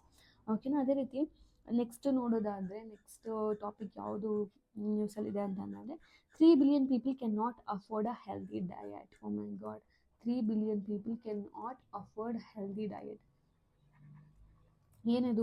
ಏನಿದೆ ಇಶ್ಯೂ, ಏನು ಫೋಕಸ್ ಮಾಡಿದ್ದಾರೆ ಅಂತ ನೋಡೋದಾದರೆ ಇಲ್ಲಿ the report highlights that 3 billion people globally cannot afford healthy diet despite food being basic necessity. Of course food ಅನ್ನೋದು ಒಂದು ಬೇಸಿಕ್ ಹ್ಯೂಮನ್ ನೀಡ್ ಅಲ್ವಾ. ಆ ಬೇಸಿಕ್ ಹ್ಯೂಮನ್ ನೀಡ್ ಆದ್ರೂ ಕೂಡ 3 billion ಪೀಪಲ್ ಇನ್ನೂ ಅಫೋರ್ಡ್ ಮಾಡೋಕ್ಕಾಗ್ತಿಲ್ಲ. So this stems from the high cost of nutrition diets, widespread income poverty and inadequate access to diverse foods. ಅಂತಂದರೆ ಇದರಿಂದ ನಮಗೇನು ಎದ್ದು ಕಾಣ್ತಾ ಇದೆ ಅಂತಂದರೆ ಒಂದು ಇನ್ಕಮ್ ಪಾವರ್ಟಿ ಅಂತಂದರೆ ಜನರ ಹತ್ರ ಪ್ರಾಪರಾಗಿ ಇನ್ಕಮ್ ಇಲ್ಲ ಅಫೋರ್ಡ್ ಮಾಡುವಷ್ಟು, and inadequate access to diverse food. ಇನ್ನೊಂದು ಅವ್ರಿಗೆ ಆಕ್ಸೆಸಿಬಿಲಿಟಿನೇ ಇಲ್ಲ ಫುಡ್ಗೆ. ಓಕೆನಾ, ಅದೊಂದು. ಮತ್ತು the consequence include micronutrient deficiency, hidden hunger and the broader implications for public health, productivity and development. ಇದರಿಂದ ಏನು ಕಾಂಪ್ಲಿಕೇಶನ್ ಆಗ್ತಾ ಇದೆ ಅಂತ ನೋಡಿದ್ರೆ ಒಂದು ಮೈಕ್ರೋನ್ಯೂಟ್ರಿಯನ್ ಡಿಫಿಷಿಯನ್ಸಿ ಕ್ರಿಯೇಟ್ ಆಗ್ತಾ ಇದೆ ಜನರಲ್ಲಿ. ಸೊ ಅವ್ರಿಗೆ ನ್ಯೂಟ್ರಿಯನ್ ಡಿಫಿಷಿಯನ್ಸಿ ಇದೆ. ಹಾಗೆ ಹೋಗ್ತಾ ಅದೊಂದು ಹಿಡನ್ ಹಂಗರ್, ಲೈಕ್ ಕಾಣಿಸ್ದೇ ಇರೋವಂಥ ಹಂಗರ್ನು ಕೂಡ ಅದು ಸೃಷ್ಟಿ ಮಾಡ್ತಾ ಇದೆ. ಓಕೆನಾ. ಆ್ಯಂಡ್ ಇದರಿಂದ ಏನಾಗುತ್ತೆ, ಕಂಪ್ಲೀಟ್ಲಿ ಅವ್ರಿಗೆ ನ್ಯೂಟ್ರಿಯನ್ ಡಿಫಿಷಿಯನ್ಸಿ ಇರೋದ್ರಿಂದ, ಒಂದು ಹಿಡನ್ ಹಂಗರ್ ಇರೋದ್ರಿಂದ ಏನಾಗುತ್ತೆ, ಅದೊಂದು ಪಬ್ಲಿಕ್ ಹೆಲ್ತ್ ಮೇಲೆ ತುಂಬ ಎಫೆಕ್ಟ್ನ ಬೀರುತ್ತೆ. ಅದರಿಂದ ಪಬ್ಲಿಕ್ ಹೆಲ್ತ್ ಹಾಳಾದ್ರೆ ಏನಾಗುತ್ತೆ, ಅವ್ರದ್ದು ಪ್ರೊಡಕ್ಟಿವಿಟಿ ಡಿಕ್ರೀಸ್ ಆಗುತ್ತೆ. ಸೊ ಪ್ರೊಡಕ್ಟಿವಿಟಿ ಡಿಕ್ರೀಸ್ ಆಗಿದ್ರೆ ಏನಾಗುತ್ತೆ, ಅವ್ರದ್ದು ಆ ಪರ್ಟಿಕ್ಯುಲರ್ ನೇಷನ್ದು ಡೆವಲಪ್ಮೆಂಟ್ ಕೂಡ ಡಿಕ್ರೀಸ್ ಆಗುತ್ತೆ. So this is how the food is directly or indirectly related the growth of a country. Okay, growth of the ನೇಷನ್ಗೆ ಕೂಡ ಒಂದು ಫುಡ್ ಹೇಗೆ ಕಾಂಟ್ರಿಬ್ಯೂಟ್ ಮಾಡುತ್ತೆ ಇದರಲ್ಲಿ ನಾವು ನೋಡ್ಬೋದು. ಅದೇ ರೀತಿ ಒಂದು ಗ್ಲೋಬಲ್ ಕಾಂಟೆಕ್ಸ್ಟಲ್ಲಿ ನಾವು ನೋಡೋದಾದರೆ calorie sufficiency versus nutrient sufficiency. ಇದನ್ನು ನಾವು ಎರಡು ಟರ್ಮ್ನ ನೋಡ್ತೀವಿ. ಒಂದು ಕ್ಯಾಲೋರಿ ಸಫಿಷಿಯನ್ಸಿ, ಇನ್ನೊಂದು ವರ್ಸಸ್ ನ್ಯೂಟ್ರಿಯೆಂಟ್ ಸಫಿಷಿಯನ್ಸಿ. ಅಂತಂದರೆ ಇದರಲ್ಲಿ ಕ್ಯಾಲೋರಿ ಸಫಿಷಿಯನ್ಸಿ ಡಯಟ್ ಅಂತಂದರೆ ಬೇರ್ ಮಿನಿಮಮ್ ಟು ಪ್ರಿವೆಂಟ್ ಸ್ಟಾರ್ವೇಷನ್. ಅಂತಂದರೆ ಇದ್ರ ಪ್ರಕಾರ ಏನಪ್ಪ ಅಂತಂದರೆ ಅವ್ರಿಗೆ ಎಷ್ಟು ಫುಡ್ ತಗೋತಿದ್ದಾರೆ ಅಂತಂದರೆ ಜಸ್ಟ್ ಅವ್ರ ಹಸುವನ್ನ ತಡೆಯೋ ಅಷ್ಟು, ಆಯ್ತಾ, ಜಸ್ಟ್ ಬೇರ್ ಮಿನಿಮಮ್ ಟು ಪ್ರಿವೆಂಟ್ ಸ್ಟಾರ್ವೇಷನ್. ಓಕೆನಾ. ದಟ್ ಈಸ್ ಲೈಕ್ ಒಂದು ರೈಸ್ ತಗೊಳ್ಳೋದು ಅಥವಾ ಅದು ಗೋಧಿ ತಗೊಳ್ಳೋದು, ಮೇಸ್ ಆಗಿರ್ಬೋದು, starch samples. It can be achieved at less than $1 per day. ಅಂತಂದರೆ ಅವ್ರು ಒಂದು ಮನುಷ್ಯನ ಹತ್ರ $1 ಕಡಿಮೆ ಇದ್ದರೆ ಅವನು ಕ್ಯಾಲೋರಿ ಸಫಿಷಿಯೆಂಟ್ ಡಯಟ್ನ ಆಫರ್ಡ್ ಮಾಡ್ಬೋದು. ಅಂತಂದರೆ ಜಸ್ಟ್ ಅವ್ನ ನ್ಯೂಟ್ರಿಷನ್ ನೀಡ್ಸ್ ಏನು ನೋಡ್ತಾ ಇಲ್ಲ, ಅವ್ನ ಹಸುವು ತಡೆಯೋಕ್ಕೆ ಎಷ್ಟು ಬೇಕು ಅಷ್ಟು ನೋಡ್ಕೋತಾ ಇದ್ದಾನೆ. ದಟ್ ಈಸ್ ಆ ಮನುಷ್ಯನಿಗೆ $1 ಕಡಿಮೆ ದುಡ್ಡಿದ್ರೆ ಸಾಕು ದಿನಕ್ಕೆ, ಅವನು ಕ್ಯಾಲೋರಿ ಸಫಿಷಿಯೆಂಟ್ ಡಯಟ್ನ ತಗೋತಾನೆ. ಅದೇ ಥರ ನ್ಯೂಟ್ರಿಷನಲ್ ಡಯಟ್ ಅಂತ ಏನಿದೆ ಅಥವಾ ಹೆಲ್ದಿ ಡಯಟ್ ಅಂತ ಏನಿದೆ, ಆ ಡಯಟ್ನ ಅವನು ಆಫರ್ಡ್ ಮಾಡಬೇಕು ಅಂತಂದರೆ it includes balanced intake of fruits, vegetables, protein sources and dairy products, fats and then micronutrients. ಇಷ್ಟೆಲ್ಲನೂ ತಗೋಬೇಕಾಗುತ್ತೆ. ಅಕಸ್ಮಾತ್ ಅವನು ನ್ಯೂಟ್ರಿಯೆಂಟ್ ಡಯಟ್ನ ಪ್ರಿಫರ್ ಮಾಡಬೇಕು ಅಂದರೆ ಅಲ್ಲಿ ಅವನಿಗೆ ಪ್ರಾಪರ್ ಫ್ರೂಟ್ಸ್ ಇರಬೇಕು, ನಟ್ಸ್ ಇರಬೇಕು, ವೆಜಿಟೇಬಲ್ಸ್ ಇರಬೇಕು, ಅಥವಾ ಡೈರಿ ಪ್ರಾಡಕ್ಟ್ಸ್ ಇರಬೇಕು, ಫ್ಯಾಟ್ಸ್ ಇರಬೇಕು, ಮೈಕ್ರೋನ್ಯೂಟ್ರಿಯೆಂಟ್ಸ್ ಇರಬೇಕು. ಅದಕ್ಕೆ ಅಟ್ಲೀಸ್ಟ್ ಅವನಿಗೆ ಮಿನಿಮಮ್ $3, ಆಲ್ಮೋಸ್ಟ್ $3.67 per day ಅವನು ಗ್ಲೋಬಲ್ ಆ್ಯಾವ್ರೇಜ್ ಇಷ್ಟಾದರೂ ಅವನ ಹತ್ರ ದುಡ್ಡು ಇರಬೇಕಾಗುತ್ತೆ. ಈ ಥರ ನ್ಯೂಟ್ರಿಯೆಂಟ್ ಡಯಟ್ನ ಅವನು ಆಫರ್ ಮಾಡಬೇಕು ಅಂತಂದರೆ it's almost like 4x more expensive than calorie sufficient diet ಅಲ್ವಾ. ಇದಕ್ಕಿಂತನೂ ಆಲ್ಮೋಸ್ಟ್ 4 ಟೈಮ್ಸ್ ಜಾಸ್ತಿ ದುಡ್ಡು ಇರಬೇಕು ಅವನಿಗೆ. ಸೊ ಅದರಿಂದ ಕೀ ಸ್ಟ್ಯಾಟಿಕ್ಸ್ ಏನು ಹೇಳುತ್ತೆ ಅಂತಂದರೆ 3 billion people like they can not afford a healthy diet. That is more than 1/3 of humanity. Just think, 1/3 of humanity can not afford this kind of like healthy diet. ಈ ಥರ nutrient ಡಯಟ್ನ almost ಕಾಲು ಭಾಗದಷ್ಟು like ಕಾಲು ಭಾಗದಷ್ಟು 1/3 of the people ಅವ್ರ ಜನ afford ಮಾಡೋಕ್ಕಾಗ್ತಿಲ್ಲ ಅಂದರೆ ಯಾವ ಲೆವೆಲಲ್ಲಿದೆ poverty. So ಇದನ್ನು economic ಡೈಮೆನ್ಷನ್ನಲ್ಲಿ ನೋಡೋದಾದರೆ ಯಾವ್ಯಾವ ಪರ್ಸ್ಪೆಕ್ಟಿವಲ್ಲಿ ನೋಡ್ಬೋದು ಅಂತ ನೋಡೋಣ. ಈಗ ಎಕನಾಮಿಕ್ ಡೈಮೆನ್ಷನಲ್ಲಿ ಈ ಇಶ್ಯೂನ ನೋಡೋದಾದರೆ ಒಂದು income inequality and purchasing power. ಒಂದು ಇನ್ಕಮ್ ಇನ್ಇಕ್ವಾಲಿಟಿ ಇದೆ ಆ್ಯಂಡ್ ಪರ್ಚೇಸಿಂಗ್ ಪವರ್ ಅವ್ರದ್ದು ಕಡಿಮೆ ಇದೆ. ಏನಿದು ಇನ್ಕಮ್ ಇನ್ಇಕ್ವಾಲಿಟಿ ಅಂತಂದರೆ in low income countries even medium income countries is lower than the cost of healthy diet. ಅಂತಂದರೆ ಲೋ ಇನ್ಕಮ್ ಕಂಟ್ರೀಸಲ್ಲಿ ಈವನ್ ದ ಮೀಡಿಯನ್ ಇನ್ಕಮ್ ಇದೆಯಲ್ಲ is lower than the cost of healthy diet. ಅಂತಂದರೆ ಈಗ low income countries ಅಂತಂದರೆ ಒಂದು under developed countries ಆಗಿರ್ಬೋದು, ಅಲ್ಲೆಲ್ಲ ಏನಾಗುತ್ತೆ ಅವ್ರ ಇನ್ಕಮ್ ತುಂಬ ಕಡಿಮೆ ಇರುತ್ತೆ. ಎಷ್ಟು ಕಡಿಮೆ ಇರುತ್ತೆ ಅಂತಂದರೆ ಒಂದು ಮೀಡಿಯನ್ ಇನ್ಕಮ್ ಏನಿರುತ್ತೆ ಅದಕ್ಕಿಂತಲೂ ಕೂಡ ಕಡಿಮೆ ಇರುತ್ತೆ. ಓಕೆನಾ, ಅವ್ರಿಗೆ ಈ ಥರ ಹೆಲ್ದಿ ಡಯಟ್ನ ಅವರು ಪ್ರಿಫರ್ ಮಾಡಬೇಕು ಅಂದರೆ ಲೈಕ್ ಫಾರ್ ಎಕ್ಸಾಂಪಲ್ ಈಗ ಇಂಡಿಯಾ ಅಂತ ಕಂಟ್ರೀಲಿ people must spend all income on food to afford a healthy diet. So India ಅಂತ ದೇಶದಲ್ಲೇ ಕೂಡ ಅವರು ಅರ್ನ್ ಮಾಡಿ ಎಲ್ಲ ದುಡ್ಡನ್ನು ಕೂಡ ಫುಡ್ಡಲ್ಲೇ ಇನ್ವೆಸ್ಟ್ ಮಾಡಬೇಕಾಗುತ್ತೆ ಒಬ್ಬ ಬಡವ ಅಂತ ನೋಡೋದಾದರೆ. ಅದೇ ರೀತಿ ಇನ್ ಕಾಂಟ್ರಾಸ್ಟ್ ಒಂದು ವೆಲ್ದಿಯರ್ ನೇಷನ್ಸಲ್ಲಿ ಯಾವ ಥರ ಸಿನಾರಿಯೋ ಇರ್ಬೋದು. ವೆಲ್ದಿಯರ್ ನೇಷನ್ಸಲ್ಲಿ healthy diet cost only 5 to 10% of their income. ಅಂತಂತಂದರೆ ವೆಲ್ದಿಯರ್ ನೇಷನ್ಸಲ್ಲಿ ಅವರು ಮೀಡಿಯನ್ ಇನ್ಕಮೇ ಜಾಸ್ತಿ ಇರುತ್ತೆ. ಸೊ ಅದರಿಂದ ಅವ್ರು ಏನಾಗುತ್ತೆ 5 to 10% ಆಫ್ ಅವ್ರದ್ದು ಇನ್ಕಮ್ನ ಅವರು ಸ್ಪೆಂಡ್ ಮಾಡಿದ್ರೆ ಸಾಕು, ಅವ್ರಿಗೆ ಬೇಕಾಗಿರೋ ಹೆಲ್ದಿ ಫುಡ್ ಸಿಗ್ಬಿಡುತ್ತೆ. ಬಟ್ ಲೋವರ್ ಇನ್ಕಮ್ ಕಂಟ್ರೀಸಲ್ಲಿ ಅವ್ರದ್ದು ಅವ್ರದ್ದು ಮೀಡಿಯನ್ ಇನ್ಕಮೇ ತುಂಬ ಲೋ ಆಗಿರುತ್ತೆ ದ್ಯಾನ್ ದ ಹೆಲ್ದಿಯರ್ ಡಯಟ್ಗಿಂತಲೂ ಕೂಡ ಅವ್ರ ಮೀಡಿಯನ್ ಇನ್ಕಮೇ ಕಡಿಮೆ ಇರುತ್ತೆ. ಅದರಿಂದ ಅವರು ಅರ್ನ್ ಮಾಡಿದ್ದೆಲ್ಲನೂ ಕೂಡ ಅವ್ರು ಫುಡ್ ಮೇಲೆ ಹಾಕಬೇಕಾಗುತ್ತೆ. ಅದೇ ಥರ ಸಬ್ಸಿಸ್ಟೆನ್ಸ್ ಫಾರ್ಮಿಂಗ್ ಲಿಮಿಟ್ಸ್ ಮತ್ತು ಫಾರ್ಮಿಂಗ್ ಲಿಮಿಟ್ಸ್ಗಳು ಏನೇನಿದ್ದಾವೆ ಅಂತ ನೋಡೋದಾದರೆ many are subsistence farmers but they still can not produce a healthy diet for their own families. ಅಂತಂದರೆ ನಾವು ಲೋವರ್ ಇನ್ಕಮ್ ಕಂಟ್ರೀಸಲ್ಲಿ ನೋಡಿದ್ರೆ ಅಥವಾ like almost most of the ಕಂಟ್ರೀಸಲ್ಲಿ ನಾವು ನೋಡಿದ್ರೆ ಸಬ್ಸಿಸ್ಟೆನ್ಸ್ ಫಾರ್ಮಿಂಗ್ನ ನೋಡ್ತೀವಿ. ಅಂತಂದರೆ ಫಾರ್ಮರ್ಸು ತುಂಬ ಲಾರ್ಜ್ ಎಕರ್ಸಲ್ಲಿ ನಾವು ಬೆಳೆಯೋದಿಲ್ಲ. ಅಂತಂದರೆ ಈಗ US ಅಲ್ಲಿ ಲ್ಯಾಂಡ್ನ ಒಂದು 100 acres ಅಥವಾ ಒಂದು 200 acres ಲ್ಯಾಂಡ್ನ ಒಂದೇ ವ್ಯಕ್ತಿ ಓನ್ ಮಾಡ್ತಾನೆ. ಸೊ ಅವನೇನು ಮಾಡ್ತಾನೆ, ತುಂಬ ಲಾರ್ಜಾಗಿ ಗ್ರೋ ಮಾಡ್ತಾನೆ. ಬಟ್ ಬೇರೆ ದೇಶಗಳಲ್ಲಿ ಆ ಒಂದು 100 acre ಲ್ಯಾಂಡೇ ಒಂದು 50 ಜನಕ್ಕೆ ಡಿವೈಡ್ ಆಗಿರುತ್ತೆ ಅಥವಾ 100 ಜನಕ್ಕೂ ಡಿವೈಡ್ ಆಗಿರುತ್ತೆ. ಒಬ್ಬೊಬ್ಬ 1 ಎಕರೆ, ಒಬ್ಬ 2 ಎಕರೆ ಅಥವಾ 3 ಎಕರೆ ಇಟ್ಕೊಂಡು ಫಾರ್ಮಿಂಗ್ ಮಾಡ್ತಿರ್ತಾರೆ. ಇದನ್ನೇ ಸಬ್ಸಿಸ್ಟೆನ್ಸ್ ಫಾರ್ಮಿಂಗ್ ಅಂತ ಕರೆಯೋದು. ಸೊ ಸಬ್ಸಿಸ್ಟೆನ್ಸ್ ಫಾರ್ಮಿಂಗ್ ಮಾಡೋದ್ರಿಂದ ಅವನು ತನ್ನ ಫ್ಯಾಮಿಲಿಗೆ ಸಾಕೋಗೋಷ್ಟು ಬೆಳೆಯೋದೇ ಕಷ್ಟ ಆಗಿರುತ್ತೆ. ಓಕೆನಾ, ಅದೇ ರೀತಿ it highlight the limitations of current small holder farming systems in ensuring dietary diversity. So ಇದರಿಂದ ಏನಾಗುತ್ತೆ, ಅವನು ಒಂದೇ ಥರ ವೆರೈಟಿನ ಬೆಳೆಯೋಕ್ಕಾಗುತ್ತೆ. ಒಂದು ಡಯಟರಿ ಡೈವರ್ಸಿಟಿನೂ ಕೂಡ ಅವ್ನು ಪ್ರೊವೈಡ್ ಮಾಡೋಕ್ಕಾಗಲ್ಲ. ಇದರಿಂದ ಈ ಥರ ಸಬ್ಸಿಸ್ಟೆನ್ಸ್ ಫಾರ್ಮಿಂಗ್ದು ಒಂದು ಡ್ರಾಬ್ಯಾಕ್ನು ಕೂಡ ಅದು ಹೇಳ್ತಾ ಇದೆ. ಅದೇ ರೀತಿ ನೋಡೋದಾದರೆ ಇದ್ರದ್ದು ಕಾನ್ಸಿಕ್ವೆನ್ಸಸ್ ಏನಾಗಿದೆ, ಇದು ಪರಿಣಾಮ ನೋಡೋದಾದರೆ stunted growth, anaemia and lower cognitive development. ಇದರಿಂದ ಮಕ್ಕಳಾಗಿರ್ಬೋದು ಅಥವಾ ಯಾವುದೇ ರೀತಿ ಇಂಡಿವಿಜುವಲ್ಸ್ ಆಗಿರೋದು ಅವ್ರಿಗೆಲ್ಲ ಏನಾದ ಒಂದು ಸ್ಟಂಟೆಡ್ ಗ್ರೋತ್ ಆಗ್ತಾಯಿದೆ. ಜೊತೆಗೆ ಒಂದು ಅನಿಮಿಯಾ ಅಂತಂದರೆ lack of RBCs anaemia create ಆಗ್ತಾಯಿದೆ.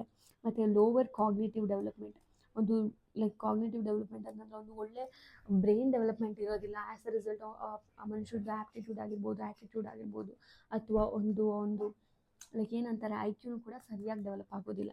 ಓಕೆನಾ, ಅದೇ ರೀತಿ decrease productivity and increase vulnerability to disease. ಇದರಿಂದ ಆ ದೇಶದ ಪ್ರೊಡಕ್ಟಿವಿಟಿನೂ ಕೂಡ ಡಿಕ್ರೀಸ್ ಆಗುತ್ತೆ ಮತ್ತು ಡಿಸೀಸ್ಗೆ ವಲ್ನರಬಿಲಿಟಿ ಕೂಡ ಇನ್ಕ್ರೀಸ್ ಆಗುತ್ತೆ. ಓಕೆನಾ, ಅದೇ ರೀತಿ ಇಂಟರ್ ಜನ್ರೇಷನ್ ಮಾಲ್ನ್ಯೂಟ್ರಿಷನ್ ಆಗುತ್ತೆ. ಸೊ ಈ ಮಾಲ್ನ್ಯೂಟ್ರಿಷನ್ ಏನಾಗುತ್ತೆ, ಜನ್ರೇಷನ್ ಟು ಜನ್ರೇಷನ್ ಪಾಸ್ ಆಗುತ್ತೆ. It is called as inter generation malnutrition. ಇದು ಕೂಡ ಇನ್ಕ್ರೀಸ್ ಆಗುತ್ತೆ. ಸೊ ಇದರಿಂದ there is a need for food policy reorientation ಅಲ್ವಾ. ಸೊ ಒಂದು ಗೌರ್ಮೆಂಟ್ ಪಾಲಿಸೀಸ್ ಆಗಿರ್ಬೋದು ಅಥವಾ ಒಂದು ಗವರ್ನೆನ್ಸಲ್ಲಿ ಏನಾದ್ರು ಚೇಂಜ್ ಇರ್ಬೋದು ಅಥವಾ ವೆಲ್ಫೇರ್ ಇಂಪ್ಲಿಕೇಶನ್ಸ್ ಆಗಿರ್ಬೋದು, ಇವೆಲ್ಲ ನೀಡ್ ಇದ್ದಾವೆ. ಆ ಥರ ಗವರ್ನೆನ್ಸ್ ನೋಡಿದ್ರೆ there is a need for the food policy ಅಥವಾ ರಿಓರಿಯೆಂಟೇಷನ್ ಆಫ್ ಫುಡ್ ಪಾಲಿಸಿ ಮತ್ತೆ ನಾವು ರಿಓರಿಯೆಂಟ್ ಮಾಡಿ ನೀಡಿಗೆ ತಕ್ಕ ಹಾಗೆ ನಾವು ಡಿಸೈನ್ ಮಾಡಬೇಕು ಅನ್ನೋ ಒಂದು ಅವಶ್ಯಕತೆ ಇಲ್ಲಿ ಎದ್ದು ಕಾಣ್ತಾ ಇದೆ. ಸೊ ಏನಿದು ನೀಡ್ ಅಂತ ನೋಡೋದಾದರೆ, shift from calorie based food security to nutrient based food security. ನಾವು ಕ್ಯಾಲೋರಿ ಬೇಸ್ಡ್ ಫುಡ್ ಸೆಕ್ಯೂರಿಟಿಯಿಂದ ನಾವು ನ್ಯೂಟ್ರಿಯೆಂಟ್ ಬೇಸ್ಡ್ ಫುಡ್ ಸೆಕ್ಯೂರಿಟಿ ಕಡೆಗೆ ನಾವು ಜಂಪ್ ಆಗಬೇಕು. ಬರೀ ಕ್ಯಾಲರೀಸ್ ಕೊಡುತ್ತೆ ಅಂತಂದ್ರೆ ಒಂದು ಮನುಷ್ಯ ಅದರಿಂದ ಹಸು ಮಾತ್ರ ನೀಗಿಸ್ಕೊಳ್ಳೋಕೆ ಸಾಧ್ಯ, ಬಟ್ ಅವ್ನ ದೇಹದಲ್ಲಿರೋ ಡೆಫಿಷಿಯನ್ಸಿನ ಅವನು ನೀಗಿಸ್ಕೊಳ್ಳೋಕ್ಕಾಗೋದಿಲ್ಲ. ಅದರಿಂದ ನಾವು ಈ ಕ್ಯಾಲರಿ ಫುಡ್ ಸಿಸ್ಟಮಿಂದ ನಾವು ನ್ಯೂಟ್ರಿಯೆಂಟ್ ಫುಡ್ ಸಿಸ್ಟಮ್ಗೆ ಜಂಪ್ ಆಗಬೇಕು. ಸೊ ದಟ್ ಮನುಷ್ಯನಿಗೆ ಬರೀ ಹಸು ಮಾತ್ರ ನೀಗೋದಿಲ್ಲ, ಅವ್ನ ದೇಹದಲ್ಲಿರೋ ಡಿಫಿಷಿಯನ್ಸಿ ಡಿಸೀಸಸ್ ವಲ್ನರಬಿಲಿಟಿ ಇದೆಲ್ಲ ಕಡಿಮೆ ಆಗುತ್ತೆ, ಅವ್ನ ಪ್ರೊಡಕ್ಟಿವಿಟಿ ಇನ್ಕ್ರೀಸ್ ಆಗುತ್ತೆ, as result complete over all development ಕೂಡ ಆಗುತ್ತೆ. ಸೊ ಅದರಿಂದ ನಾವು ಈ ಸಿಸ್ಟಮ್ಗೆ ಜಂಪ್ ಆಗಬೇಕು ಅಂತ ಹೇಳ್ತಾ ಇದ್ದಾರೆ. ಅದೇ ರೀತಿ ರಿಫಾರ್ಮ್ ಎಕ್ಸಿಸ್ಟಿಂಗ್ ಸ್ಕೀಮ್ಸ್ ಲೈಕ್ ಇವಾಗಿರುವಂಥ existing schemes like PDS schemes ಆಗಿರ್ಬೋದು, ಅಥವಾ ಇಂಟಿಗ್ರೇಟೆಡ್ ಚೈಲ್ಡ್ ಡೆವಲಪ್ಮೆಂಟ್ ಸ್ಕೀಮ್ಸ್ ಆಗಿರ್ಬೋದು, ಅಥವಾ ಮಿಡ್ ಡೇ ಮೀಲ್ ಸ್ಕೀಮ್ಸ್ ಆಗಿರ್ಬೋದು, ಅಥವಾ ಪೋಷಣ್ ಅಭಿಯಾನ ಆಗಿರ್ಬೋದು, ಇದನ್ನೆಲ್ಲ ಮತ್ತೆ ರಿಫಾರ್ಮ್ ಮಾಡಬೇಕು to include nutrient rich food. ಇದರಲ್ಲಿ ನಾವು ಮತ್ತೆ ಜಾಸ್ತಿ ನ್ಯೂಟ್ರಿಯೆಂಟ್ ರಿಚ್ ಇರುವಂತಹ ಫುಡ್ನ ಇನ್ಕ್ಲೂಡ್ ಮಾಡಬೇಕು. ಆ ರೀತಿ ನಾವು ಈ ಥರ ಏನೇನು ನಾವು ಆಲ್ಮೋಸ್ಟ್ ಈ ಥರ ಪಾಲಿಸೀಸ್ಗಳಿದ್ದಾವೆ ಇದನ್ನೆಲ್ಲ ನಾವು ಮತ್ತೆ ರಿಫಾರ್ಮ್ ಮಾಡಬೇಕು. ಸೊ ದ್ಯಾಟ್ ನಾವು ಒಳ್ಳೆ ನ್ಯೂಟ್ರಿಯೆಂಟ್ ರಿಚ್ ಫುಡ್ನ ಜನರಿಗೆ ತಲುಪಿಸ್ಬೋದು. ಅದರಿಂದ ಓಕೆ, ಇದರಲ್ಲಿ ನಾವು ಗೌರ್ಮೆಂಟ್ದು ರೋಲ್ ನೋಡೋದಾದರೆ, ಹೌದು ಗೌರ್ಮೆಂಟ್ ರೋಲ್ ತುಂಬ ಇಂಪಾರ್ಟೆಂಟ್ ರೋಲ್ನ ಪ್ಲೇ ಮಾಡುತ್ತೆ ಗೌರ್ಮೆಂಟ್ ಇದರಲ್ಲಿ. ಹೇಗೆ ಅಂತ ನೋಡೋದಾದರೆ, invest in supply chain for perishable nutrition food, example vegetables, fruits and dairy. ಅಂತಂದರೆ ಗೌರ್ಮೆಂಟ್ ಏನು ಮಾಡಬೇಕು, they have to invest in perishable food supply ಚೈನಲ್ಲಿ ಇನ್ವೆಸ್ಟ್ ಮಾಡಬೇಕು for perishable nutrient foods. Example fruits ಆಗಿರ್ಬೋದು, ವೆಜಿಟೇಬಲ್ಸ್ ಆಗಿರ್ಬೋದು, ಅಥವಾ ಡೈರಿ ಪ್ರಾಡಕ್ಟ್ಸ್ ಆಗ್ಬೋದು, ಇವೆಲ್ಲ ಬೇಗ ಪೆರಿಷಬಲ್ ಅಂದರೆ ಬೇಗ ಹಾಳಾಗಿಬಿಡ್ತವೆ. ಆದ್ದರಿಂದ ಗೌರ್ಮೆಂಟ್ ಏನು ಮಾಡಬೇಕು, ಫುಡ್ ಸಪ್ಲೈಯಲ್ಲಿ ಅದು ಫುಡ್ ಚೈನಲ್ಲಿ ಅಥವಾ ಫುಡ್ ಸಪ್ಲೈಯಲ್ಲಿ ಅದು ಇನ್ವೆಸ್ಟ್ ಮಾಡೋಕ್ಕೆ ಸ್ಟಾರ್ಟ್ ಮಾಡಬೇಕು. So that for example cold ಸ್ಟೋರೇಜ್ನ ಪ್ರೊವೈಡ್ ಮಾಡಬೇಕು. ಕೋಲ್ಡ್ ಸ್ಟೋರೇಜ್ ಮಾಡೋದ್ರಿಂದ ಈ ಫುಡ್ ಈ ಥರ ತುಂಬ ಪೆರಿಷಬಲ್ ಫುಡ್ಸ್ ಏನಿದಾವೆ ಅದು ಸ್ವಲ್ಪ ದಿನ ತನಕ ಫುಡ್ ಚೈನಲ್ಲಿ ಇನ್ನೂ ಹೆಲ್ದಿಯಾಗಿ ಇರುತ್ತೆ. ಸೊ ದ್ಯಾಟ್ ಹೆಲ್ದಿಯಾಗಿ ನಾವು ಸ್ವಲ್ಪ ದಿನ ತಡ ಆದರೂ ಪರವಾಗಿಲ್ಲ ಸ್ಟೋರ್ ಮಾಡಿ ನಾವು ಜನರಿಗೆ ತಲುಪಿಸ್ಬೋದು. ಆದ್ದರಿಂದ ಗೌರ್ಮೆಂಟ್ ಈ ಥರ ಫುಡ್ ಚೈನಲ್ಲಿ ಇನ್ವೆಸ್ಟ್ ಮಾಡೋದು ತುಂಬ important. At the same time encourage local production and home gardens. That means ಲೋಕಲಲ್ಲೇ ನಾವು ಎಲ್ಲಿಂದನೂ ಇಂಪೋರ್ಟ್ ಮಾಡಿಸ್ಕೊಂಡು ಅಥವಾ ಎಲ್ಲಿಂದನೂ ಎಲ್ಲಿಗೋ ಟ್ರಾನ್ಸ್ಪೋರ್ಟ್ ಮಾಡಿಸ್ಕೊಂಡು ಅದನ್ನು ಜನರಿಗೆ ಕೊಡೋ ಅವಶ್ಯಕತೆ ಇಲ್ಲ. ಅಲ್ಲೇ ಲೋಕಲ್ ಪ್ರೊಡಕ್ಷನ್ನ ನಾವು ಇನ್ಕ್ರೀಸ್ ಮಾಡೋದ್ರಿಂದ, ಅಂತಂದರೆ ಫಾರ್ ಎಕ್ಸಾಂಪಲ್ ಮೈಸೂರು ಒಂದು ಡಿಸ್ಟಿಕ್ಕು.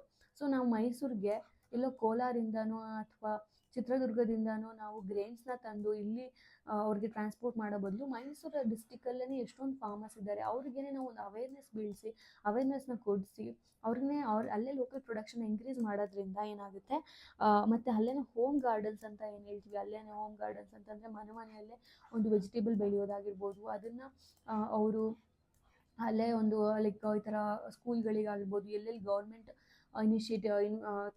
ಗೌರ್ಮೆಂಟ್ ಸ್ಕೀಮ್ಸ್ ನಡೆಯುತ್ತೆ ಅಲ್ಲೆಲ್ಲದಕ್ಕೂ ಕೂಡ ಅವರು ಈ ಥರ ಅವರು ಬೆಳೆದಿರುವಂಥ ತರಕಾರಿ ಗ್ರೀನ್ಸ್ಗಳನ್ನ ಮಾರೋದ್ರಿಂದ ಆಗಿರ್ಬೋದು, ಲೋಕಲ್ ಪ್ರೊಡಕ್ಷನ್ ಹೋಮ್ ಗಾರ್ಡನ್ಸಿಂದ ಆಗಿರ್ಬೋದು, ಎಷ್ಟೊಂದು ಒಳ್ಳೆಯದಾಗುತ್ತೆ.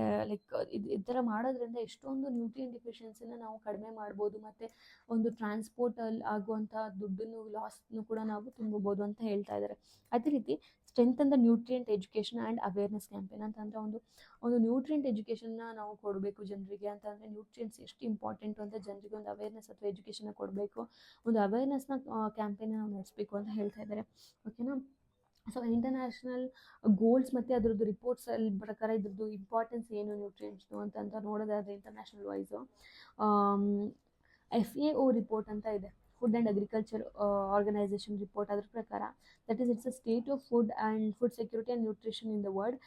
ಇದರದ್ದು ರೆಲೆವೆನ್ಸ್ ಕೀ ಡಾಟಾ ನೋಡೋದಾದರೆ SDG 2 ಅಂದರೆ ಸಸ್ಟೈನಬಲ್ ಡೆವಲಪ್ಮೆಂಟ್ ಗೋಲ್ಸ್ 2 ಅದರಲ್ಲಿ ಏನು ಹೇಳ್ತಾ ಇದೆ ಅಂತಂದರೆ ಝೀರೋ ಹಂಗರ್ ಬಗ್ಗೆ ಅದು ಎಕ್ಸ್ಪ್ಲೇನ್ ಮಾಡುತ್ತೆ. ಓಕೆ, ಸೊ ಝೀರೋ ಹಂಗರ್ಗೆ ಇದು ಡೈರೆಕ್ಟಾಗಿ ಎಫೆಕ್ಟ್ ಮಾಡುತ್ತೆ ಈ ಥರ ಮಾಲ್ ನ್ಯೂಟ್ರಿಷನ್ ಆಗೋದ್ರಿಂದ ಅದೆಲ್ಲ.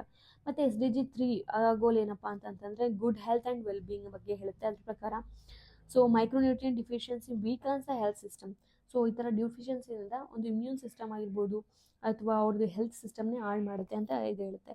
ಮತ್ತು EAT ಲ್ಯಾಂಡ್ಸೆಟ್ ಕಮಿಷನ್ ಅದೇನು ಹೇಳುತ್ತೆ ಅಂತಂದರೆ emphasise the planetary health diet ಅದನ್ನ ಬಗ್ಗೆ ಎಂಫಸೈಸ್ ಮಾಡುತ್ತೆ. ಸೊ ಅಗ್ರಿಕಲ್ಚರ್ ಆ್ಯಂಡ್ ಫುಡ್ ಸಿಸ್ಟಮ್ನ ನಾವು ನೋಡೋದಾದರೆ ಇದರಲ್ಲಿ ದೇರ್ ಈಸ್ ಮೋನೋಕಲ್ಚರ್ ಪ್ರಾಬ್ಲಮ್ ಇದೆ ಅಂತ. ಅಂದರೆ ಎಲ್ಲರೂ ಒಂದೇ ಥರ ಬೆಳೆನ ಬೆಳೆಯೋದು, that is called as monoculture problem. ಇದ್ರೊಳಗೆ ನಾವು ಕನ್ಸರ್ನ್ಸ್ ನೋಡ್ತಾ ಇದ್ವಿ ಎಲ್ಲೆಲ್ಲಿ ಏನೇನು ಪ್ರಾಬ್ಲಮ್ ಇದೆ ಅಂತ ನೋಡೋದಾದರೆ ಮೊದಲು ಮೋನೋಕಲ್ಚರ್ ಪ್ರಾಬ್ಲಮ್ ಅಂತಂದರೆ farmers go staple grains due to the policy ಅಥವಾ fiscal incentives ignoring the person vegetables and fruits. ಬರೀ ಸ್ಟ್ಯಾಪಲ್ ಗ್ರೇನ್ಸ್ನೇ ಬೆಳೀತಾ ಇದ್ದಾರೆ. ಯಾಕೆ ಅಂತಂದರೆ ಗೌರ್ಮೆಂಟ್ ಅವ್ರಿಗೆ ಇನ್ಸೆಂಟಿವ್ಸ್ ಕೊಡ್ತಾ ಇದೆ ಅದಕ್ಕೆ. ಬಟ್ ಅದರಿಂದ ಏನು ಮಾಡ್ತಾರೆ, ಅವ್ರು ವೆಜಿಟೇಬಲ್ಸ್ನ ಇಗ್ನೋರ್ ಮಾಡ್ತಿದ್ದಾರೆ, ಪಲ್ಸಸ್ನ ಇಗ್ನೋರ್ ಮಾಡ್ತಿದ್ದಾರೆ, ಫ್ರೂಟ್ಸ್ನ ಇಗ್ನೋರ್ ಮಾಡ್ತಿದ್ದಾರೆ. ಇದೊಂದು ತುಂಬ ಮೇನ್ ಬಿಗ್ಗೆಸ್ಟ್ ಕನ್ಸರ್ನ್, ಓಕೆನಾ, ಮೋನೋಕಲ್ಚರ್ ಪ್ರಾಬ್ಲಮ್, ಓಕೆನಾ. ಸೆಕೆಂಡ್ಲಿ ಇದಕ್ಕೆ ಸೊಲ್ಯೂಷನ್ಸ್ ಏನು ಅಂತ ನೋಡೋದಾದರೆ, ಒಂದು ನಾವು ಕ್ರಾಪ್ ಡೈವರ್ಸಿಫಿಕೇಷನ್ನ ಮಾಡಬೇಕು. ಕ್ರಾಪ್ ಡೈವರ್ಸಿಫಿಕೇಷನ್ ಅಂತಂದರೆ ನ್ಯೂಟ್ರಿಷನ್ ಸೆನ್ಸಿಟಿವ್ ಅಗ್ರಿಕಲ್ಚರ್, ಮಿಲ್ಲೆಟ್ಸ್ ಆಗಿರ್ಬೋದು, ಲೈಕ್ 2023ನ ಇಂಟರ್ನ್ಯಾಷನಲ್ ಮಿಲ್ಲೆಟ್ ಇಯರ್ ಅಂತ ಕರೀತಾರೆ. ಸೊ ಈ ಥರ ಮಿಲ್ಲೆಟ್ಸ್ನ ಪ್ರಮೋಟ್ ಮಾಡಿರೋದಾಗಿರ್ಬೋದು, ಈ ಥರ ಎಲ್ಲ ಮಾಡಬೇಕು. ಇದು like millet day, millet year, ಈ ಥರ ಮಾಡೋದ್ರಿಂದ ನಾವು ಮಿಲ್ಲೆಟ್ಸ್ನ ಪ್ರಮೋಟ್ ಮಾಡ್ತಾ ಇದ್ವಿ. ಅದರಲ್ಲಿ ಏನಾಗುತ್ತೆ, ಒಂದು ಕ್ರಾಪ್ ಡೈವರ್ಸಿಫೈ ಆಗುತ್ತೆ. ಸೊ ಬೇರೆ ಪದಾರ್ಥಗಳಿಗೂ ಕೂಡ ಒಂದು ಇಂಪಾರ್ಟೆನ್ಸ್ ದೊರಕುತ್ತೆ ಅಲ್ವಾ. ಅದೇ ರೀತಿ ಅಗ್ರಿಕಲ್ಚರ್ ಸಬ್ಸಿಡೀಸ್ ನೀಡ್ ರಿಓರಿಯೆಂಟೇಷನ್.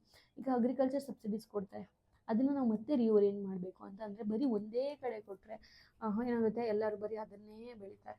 ಸೊ ಅದನ್ನು ರಿಓರಿಯೆಂಟ್ ಮಾಡಬೇಕು, ಡೈವರ್ಸಿಫೈ ಮಾಡಬೇಕು, ಸೊ ದಟ್ ಬೇರೆ ಬೇರೆ ಪದಾರ್ಥಗಳನ್ನು ಕೂಡ ಜನರು ಬೆಳೀತಾರೆ, ಓಕೆನಾ. ಅದೇ ರೀತಿ ethical and social justice dimension ಬಗ್ಗೆ ನೋಡೋದಾದರೆ ಈ ಇಶ್ಯೂನ ಒಂದು ಹ್ಯೂಮನ್ ರೈಟ್ ಬಗ್ಗೆ ಹೇಳುತ್ತೆ. ಏನಪ್ಪ ಅಂತಂದರೆ access to adequate food is a fundamental human right under the article 25 UDHR. ಸೊ UDHR ಪ್ರಕಾರ ಆರ್ಟಿಕಲ್ 5 ಅಲ್ಲಿ ಏನು ಹೇಳುತ್ತೆ ಅಂತಂದರೆ, this access to food is a basic human right. ಒಬ್ಬ ಮನುಷ್ಯನಿಗೆ ಫುಡ್ನ ಆಕ್ಸೆಸ್ ಮಾಡೋದು ಅದೊಂದು ಬೇಸಿಕ್ ಹ್ಯೂಮನ್ ರೈಟ್, ಆಯಿತಾ. ಅದೇ ರೀತಿ ಒಂದು ಎಥಿಕಲ್ ಡೈಲಮಾ ಕೂಡ ಕ್ರಿಯೇಟ್ ಆಗುತ್ತೆ.